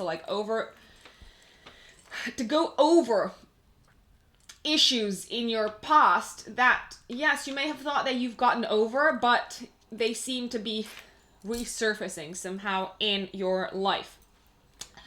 Now, on the 21st of June, and I'm much more excited about the second half of June than I am of the first. There's a lot of good stuff happening in the first as well, but it might be harder to see because of all the unsettling events unfolding. So on the 21st of June, there is a new beginning that you are entering, a new chapter coming up your way with the solar eclipse in Cancer in your 8th house. The 8th house is associated with inheritance, with money coming in like a lump sum to you. It's also associated with the psyche, with psychological transformation. So at this time, you're entering a new phase, either when it comes to like shared resources in your life. So you might receive like an inheritance, you might receive like an investment that you needed. You might receive like an investment or a lump sum of money that you plan to use on your home somehow, on your house, because at the same time we've got Mars in Pisces in your 4th house of home, which is aspecting the solar eclipse. Neptune is also aspecting the solar eclipse. I also want to say this: you might reach a new level, the next level in your psychological evolution. You might feel like you've overcome a psychological block around this time, and you might feel like this feeling of warmth and kindness and love and unconditional love towards someone who wronged you, towards someone. It could be like a member of your family who wronged you in the past, who maybe abused you, who maybe like made you feel like you're not worthy, made you feel like you're not valuable. It's kind of like you're forgiving them and it makes you feel amazing, and it opens up like these whole new possibilities in your life, and it is beautiful. It is beautiful. I'm so excited for you, Sagittarius. I also want to say this: Venus is going to be in your 7th house at the time, your 7th house of marriage and committed partnerships, and it's trining Saturn in your 3rd house of communication. So you might be going through a communication breakthrough with a partner that has a long-term positive impact on your relationship, because Saturn brings all things long-term to fruition. It's also possible that in the second half of the month, you might hook up with some childhood sweethearts if you're single, but I'm only talking to the single people here. People who are not single or who don't care about love, ignore me. Ignore me altogether. Last but not least, you might be a lot more open to communicating with the outside world about the trials and about the internal crises that you've had to overcome previously. And let me tell you this, it's going to gain you a lot of support. I know you don't want people to feel sorry for you, and they're not going to feel sorry for you. If anything, they're going to feel a lot more connected to you if you do speak about what's happening in your life. Sagittarius, do it. Now let's move on to Capricorn. My lovely Capricorns, how are you dealing with the craziness? I mean, I've got to say, out of all signs, you probably have it to get. You've held it together better than everyone else, and there was like a much bigger silver lining for you in the past few months than there was for like many other signs. And you're probably very happy to hear that the eclipse season on your axis, so on the Capricorn Cancer axis, is coming to an end after the 5th of July. So something to really look forward to. But before we get there, there's eclipse season 2020 to deal with. So coming right up here on Netflix, no, on YouTube. The month, June, starts off with a lunar eclipse happening in your 12th house on the Sagittarius Gemini axis, and it's forming a T-square, which is by definition a challenging pattern between the Sun, the Moon, and Mars conjunct Neptune in your 3rd house. There can be some disconcerting news from work. There can be like a sense of loss, a sense of like leaving behind a chapter at work. I've got to say, very likely, the spotlight is much more on your coworkers than it is on you. You might feel like very rattled about what's happening, and it is impacting you. It's like, it's making you feel like really bad. You don't know how to like talk to people. You don't know if you should bring it up. And it's something that might keep you a little bit awake at night, I have to say. But there's also this sense of like, yeah, this is ending. There's nothing I can do about it. It might make you, in a sense, surrender to what's happening around you and letting go of control, or like trying to control, or like trying to predict what's happening around you, because there's a lot of unpredictability around. And you did not see this coming. That's the thing with eclipses. We generally don't see the events brought up by them coming our way, because that's just the way they work. They seem to turn our lives upside down, when actually they want to like give us a shove in the correct direction, that in the path that our souls should be on. But they're messing up with like the status quo. They're messing up with like the way things have always been, and we don't like that as humans. We try to hold on to what's been. My advice is to indeed take a step back and sit back and watch and surrender to what's happening, and also allow yourself to feel the feelings that you are feeling right now. You don't have to hide the pain. Speaking of pain, there's a silver lining to all of this, as usual. At the time of the eclipse, Uranus is in your 5th house, sextiling Mercury in your 7th house of partnership and long-term committed relationships. So, first and foremost, you seem to have the shoulder to cry on. You can always rely on your partner. Secondly, I actually recommend that you do talk about how you feel with a partner. Also talk about maybe feeling like helpless, maybe feeling like whatever you do is like not gonna make a difference at the time. It can open up some like really good communication pathway with your partner around this time, and I absolutely urge you to take advantage of it. You might also realize, you know what, I've got no power. What can I do? I might as well be grateful for the good stuff in my life. And you should probably be incredibly grateful for your partner at this time, because they are going to be amazing for you. And you might say, oh, I'm single, I don't have a partner, what about it? Well, be grateful, I would say, for everyone who you have in your life, because they are here to help you and support you and listen to you. And they've got a lot of love for you, because the 7th house is not just committed partnerships and long-term relationships. It's us versus the world. The world is going to be supportive of you, Capricorn, no matter what's happening. Now, Mars-Neptune at the same time in your 3rd house is sextiling the Jupiter-Pluto conjunction in your 1st house. So once you hear the news, there's almost like a sense of relief, because you know what the next steps are. And you know you can go back to the drawing board, and you know you have to like reach out to people again. So there's almost like this sense of like, okay, now I know it's over. What do I do next? What are the next steps? And there's like, you can like take back control in that way. Now, Mercury retrograde is happening for you. It's happening for everyone, but it's happening for you between the 18th of June and the 12th of July in your 7th house of partnerships. Now, this is a fabulous time to pick up where you left off when it comes to a long-term committed partnership. It's a great time to like go over any plans that you have made, that you had made with a partner.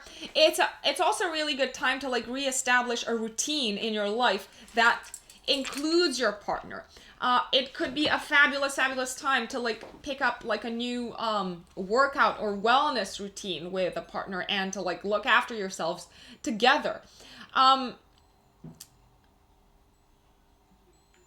this all bodes very nicely with the 2nd half of June, my dear Capricorns, which is arguably a lot more positive in look and feel compared to the 1st half of June. So we've got a new eclipse, a solar eclipse this time, which is the equivalent of like a huge new beginning, Capricorns, happening on the 21st of June. But don't forget, eclipses are active 10 days before. It's happening on the 21st of June in your 7th house of committed relationships and partnerships. I'm gonna say it, Capricorns. Are you gonna get married, or are you gonna start making plans of marriage, or are you going to reevaluate where your relationship is going? But this whole reevaluation thing feels like you're entering into a new life, and it is like that. This is something that's going to impact what's happening now. It's going to impact the next 2 decades for you. So you should be excited about it. You should be willing to step into this new world and this new chapter with a partner. If you're single, then you might have like an enlightenment moment in which you realize, actually, this is what I need from partnerships. This is how I look at partnerships now, and it's a lot more aligned with my identity and who I am. Also, on the 28th of June, Mars is entering your 4th house of home and family, and it's going to stay there for a very long time. For a very long time, Capricorn. It's going to stay there till the beginning of 2021. And it starts off in like the first couple of weeks of July by making a sextile with Saturn in your 2nd house. Now, coupling this up with you stepping into a new chapter with your partner, you might be buying a house with a partner, or you might be moving in with a partner at the time, or you might decide, you know what, I'm gonna have a baby with this person, or I'm gonna build a home with this person. I'm really gonna settle. There's this feeling of settling, and you feel really good about it, and you can picture yourself with this person in the long run, and you can see your life in the long run with this person. And I know settling gets like such a bad rep, but like settling with the right person and with who you feel is your soulmate is beautiful. And this eclipse is about soulmates. So settle with your soulmate, Capricorn, and tell me how that is going for you a year from now, or like 6 months from now. Keep me posted. Keep me posted, Capricorns. Hello, my Aquarius brothers and sisters. Welcome back to my channel. To those of you who are new here, who are here for the first time, I am an Aquarius sun as well. So if you're an Aquarius sun or an Aquarius rising, listen up. June is gonna be pretty intense. Intense to say the least, my lovely Aquarians.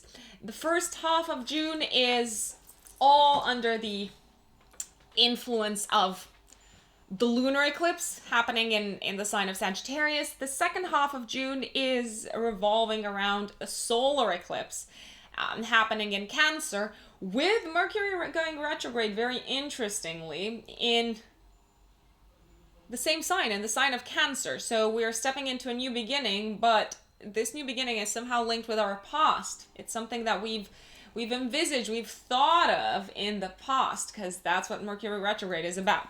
So let me start off with the first half of June, okay? Now, first and foremost, let's talk a little bit about lunar eclipses. A lunar eclipse is pretty much a full moon on steroids.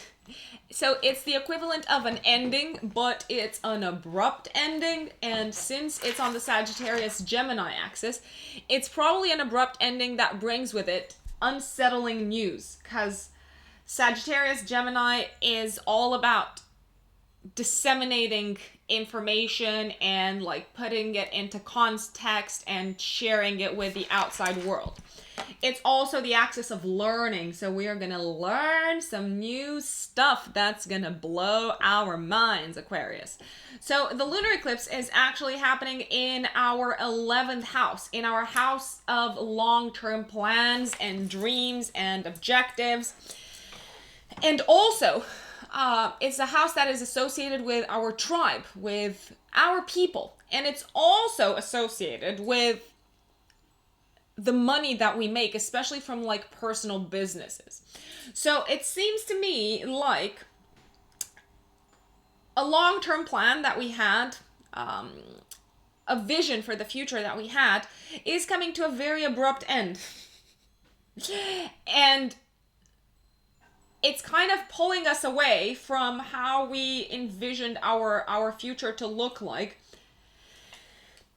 And it is unsettling, and it is indeed requesting us to let go of something that we really loved doing, that we enjoyed doing, and probably very much something that used to bring us a source of income into our life.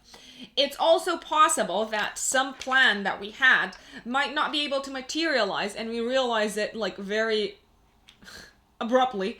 It might not be manifestable, so to speak, due to money challenges, or maybe because it's not lucrative and you're like, you know what, I better move on with my life. I can't be spending my time and resources on something that is not paying off.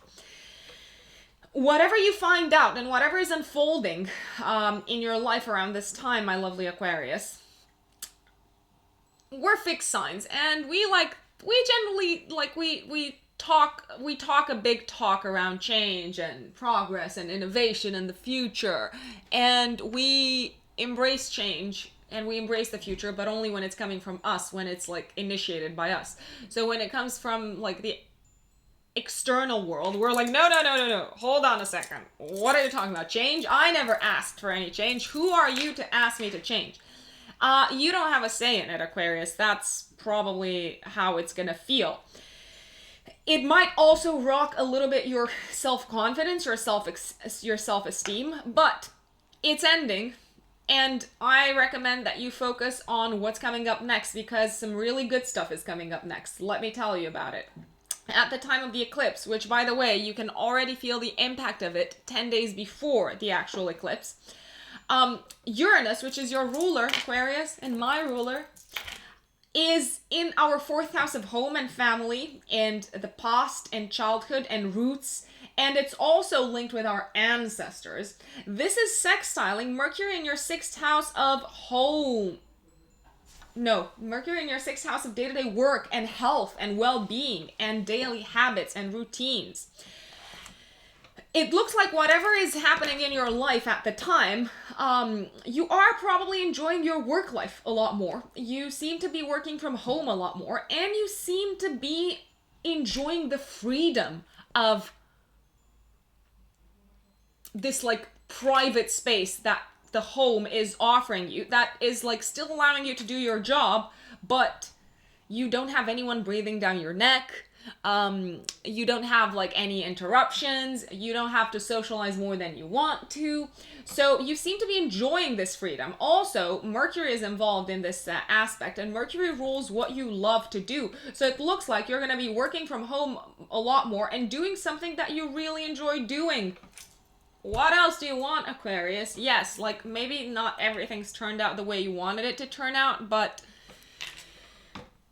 some dreams materialize, some don't, and it's good to like know when to rock the boat, I would say. And a rocking of boat is coming. Mark my words. Now, at the same time, we've got the Mars-Neptune conjunction happening in your 2nd house of earned income. So you may have been like quite worried about your income. It's sextiling, sorry. It's still a harmonious aspect. It's sextiling the Jupiter-Pluto conjunction in your 12th house of intuition and shadow and the subconscious and past lives. So it seems to me like you can be monetizing a lot more a skill that you have that comes to you intuitively, that you may have taken for granted. It can be something that you very much have carried with you into this incarnation from a previous incarnation, because the 12th house is also associated with past lives.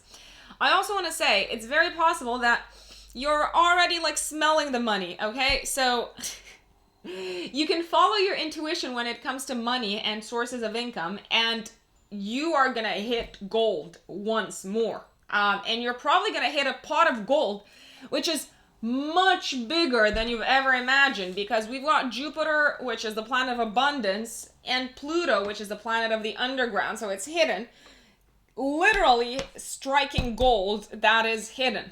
So don't dwell on the negative feelings about whatever like news is coming up is unraveling around the 5th of June, because there's opportunities to take a hold of, my lovely Aquarius, as there always is in times of crisis. Times of crisis bring with them great opportunities.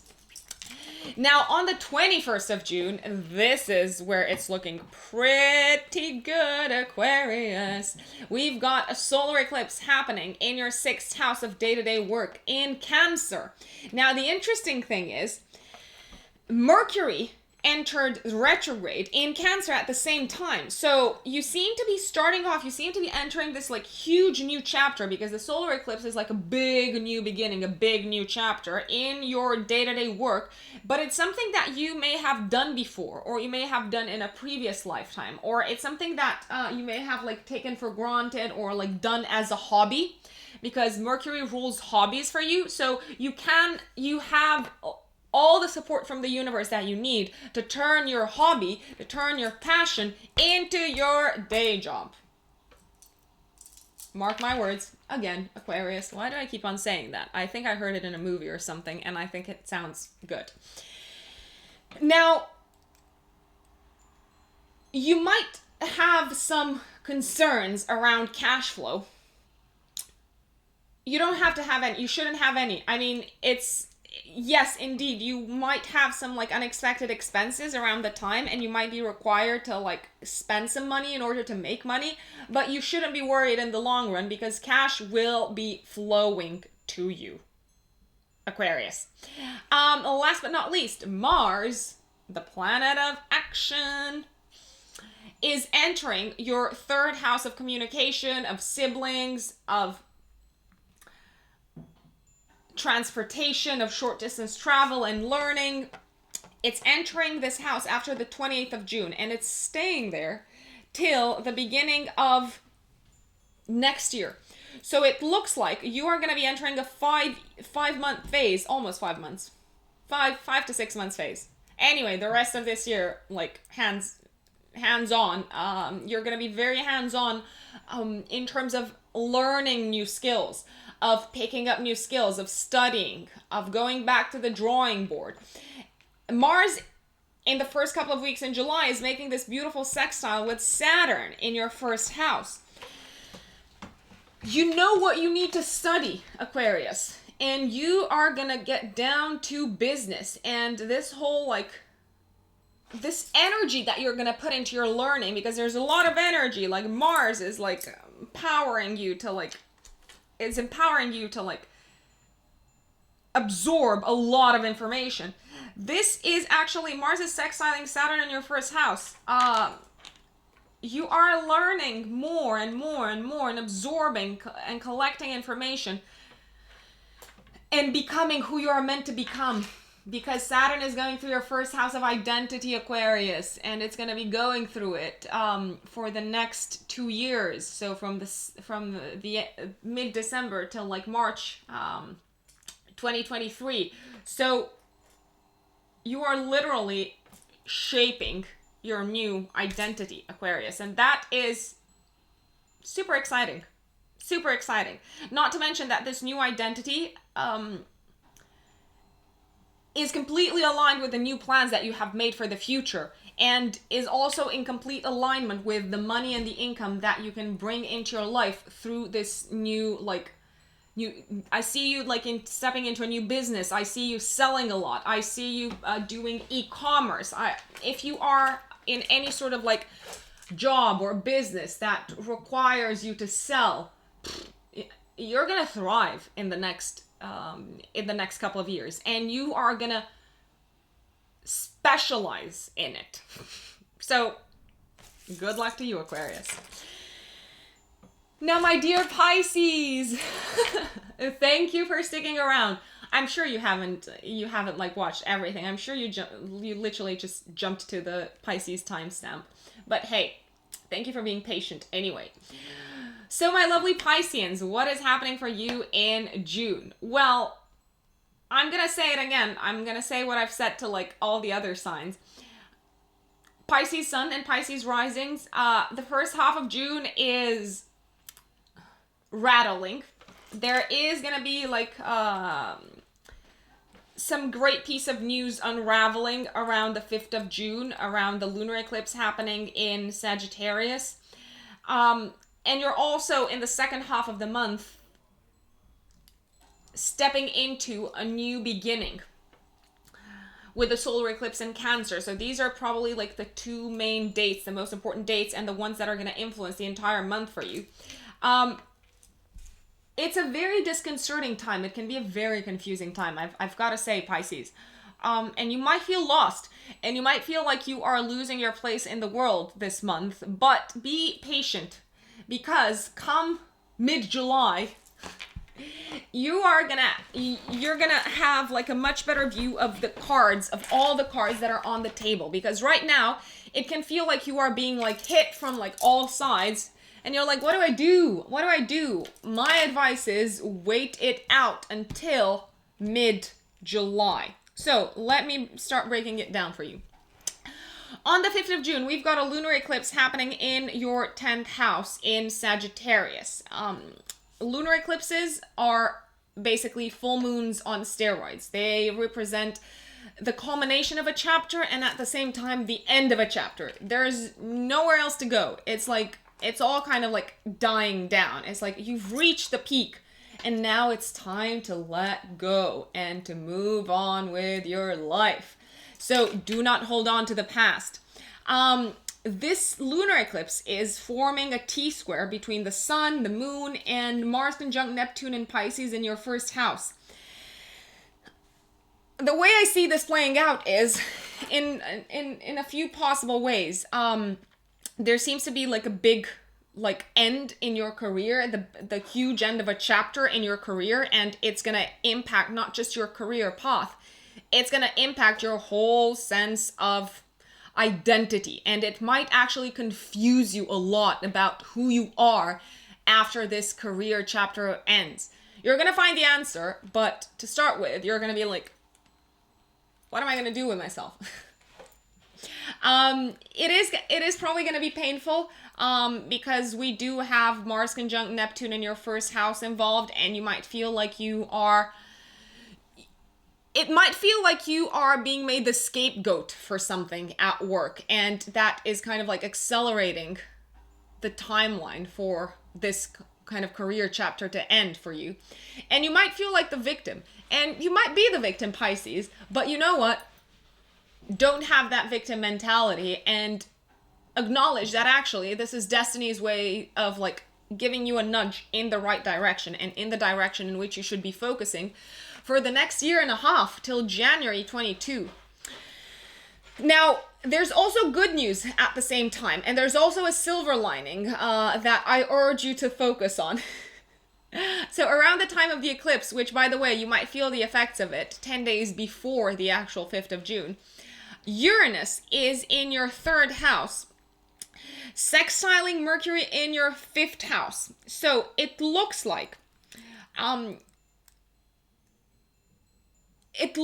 you are probably going to have some time to study, to read, to like communicate with people who you really love, to really reconnect with people who you love and with people who are there for you and who are supportive of you, especially loved ones, especially like romantic interests. Also children, if you have children, like children are going to be massively supportive around this time.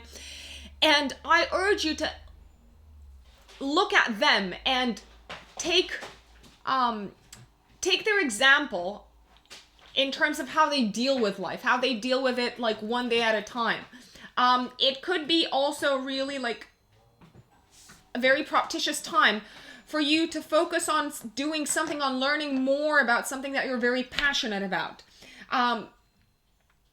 Because you seem to be like, to have the time for it, and it's going to be very soothing for your soul, and you might discover that you are fantastic at it, and you might discover that it's like a balm for the soul. I also want to say this, it's a great time to like,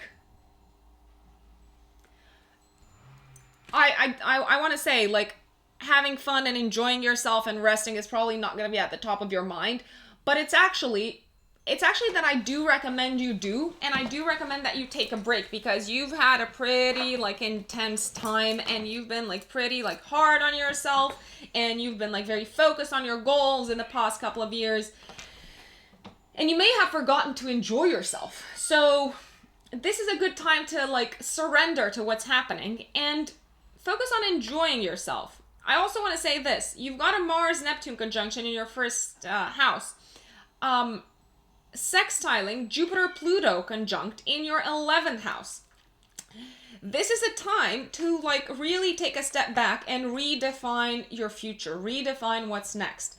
It's a time to like really assess who you are and who you want to become, because this is the perfect time to plant the seeds for the future and for the new you, because this is really impacting like your place in the world.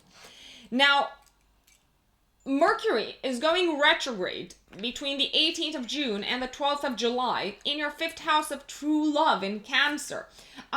It seems like you're going to be going back to either an old love in terms of like a person, or a personal passion project, or something that you were very passionate about and that brought you a lot of joy, and that you might have like forgotten about, or might have not had the time for it because it was not in alignment with your long-term plans and goals. And you know what?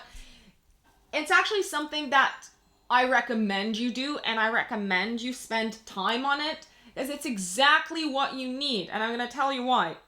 This is all like building up to the 21st of June, when we have a solar eclipse, as in a new beginning, a big new beginning. Like, and you're going to feel a lot more positive about life in the second half of the month.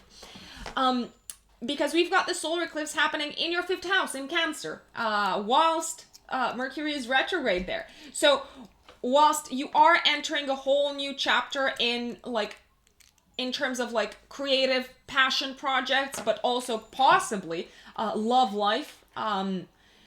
By the way, people could go back to like old loves around this time, and it might feel like, I usually say don't go back to like old lovers. Because there's a reason why you're not together anymore, but you might realize around this time that actually this was my soulmate and I'm going back to them. And this is probably like the exception to the exception, because you might actually realize this is the person for me. So you could go back to an old love and see that it has evolved into a new love. It's also very possible, I'm gonna say it, like, to those of you who want to have children, or to those of you who are like, who put themselves in like the situation of having children, it is possible that you're gonna find out that you will have a child around the 21st of June. But in any case, it's like you are receiving this like new lease of life, and renewed passion is coming into your life around this time, and your joy for life is like bigger and stronger than it's been in a very long time, than it's been in years. So despite like things apparently like crumbling around you, and like the structures of your life crumbling, which is very possible they might have towards the beginning of the month, you've got this like renewed sense of like, I'm loving my life, and there's like this whole new suite of possibilities in front of me, and I'm gonna make the most of them. And you know what, now that I've been given a second chance, I'm gonna enjoy it a lot more. And I support that. Of course I do. We're here to be happy. That's what I think. After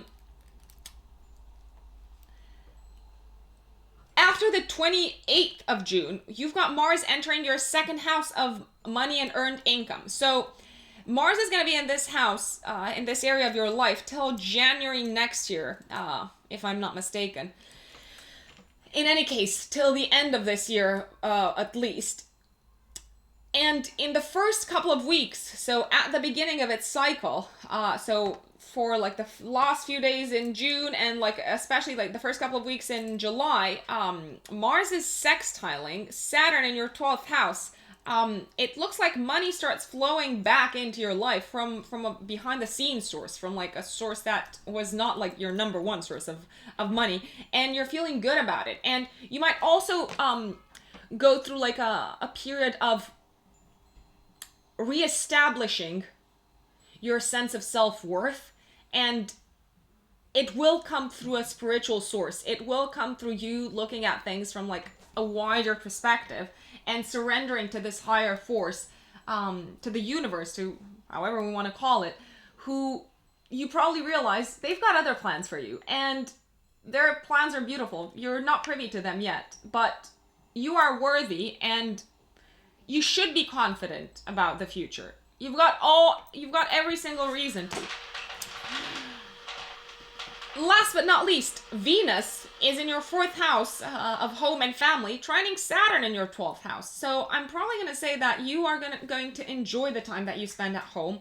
You will find it soothing, and you will also appreciate the immense amount of like support and love and outpouring of affection coming to you from your family this month, my dear Pisces. So let me know how this month is going for you.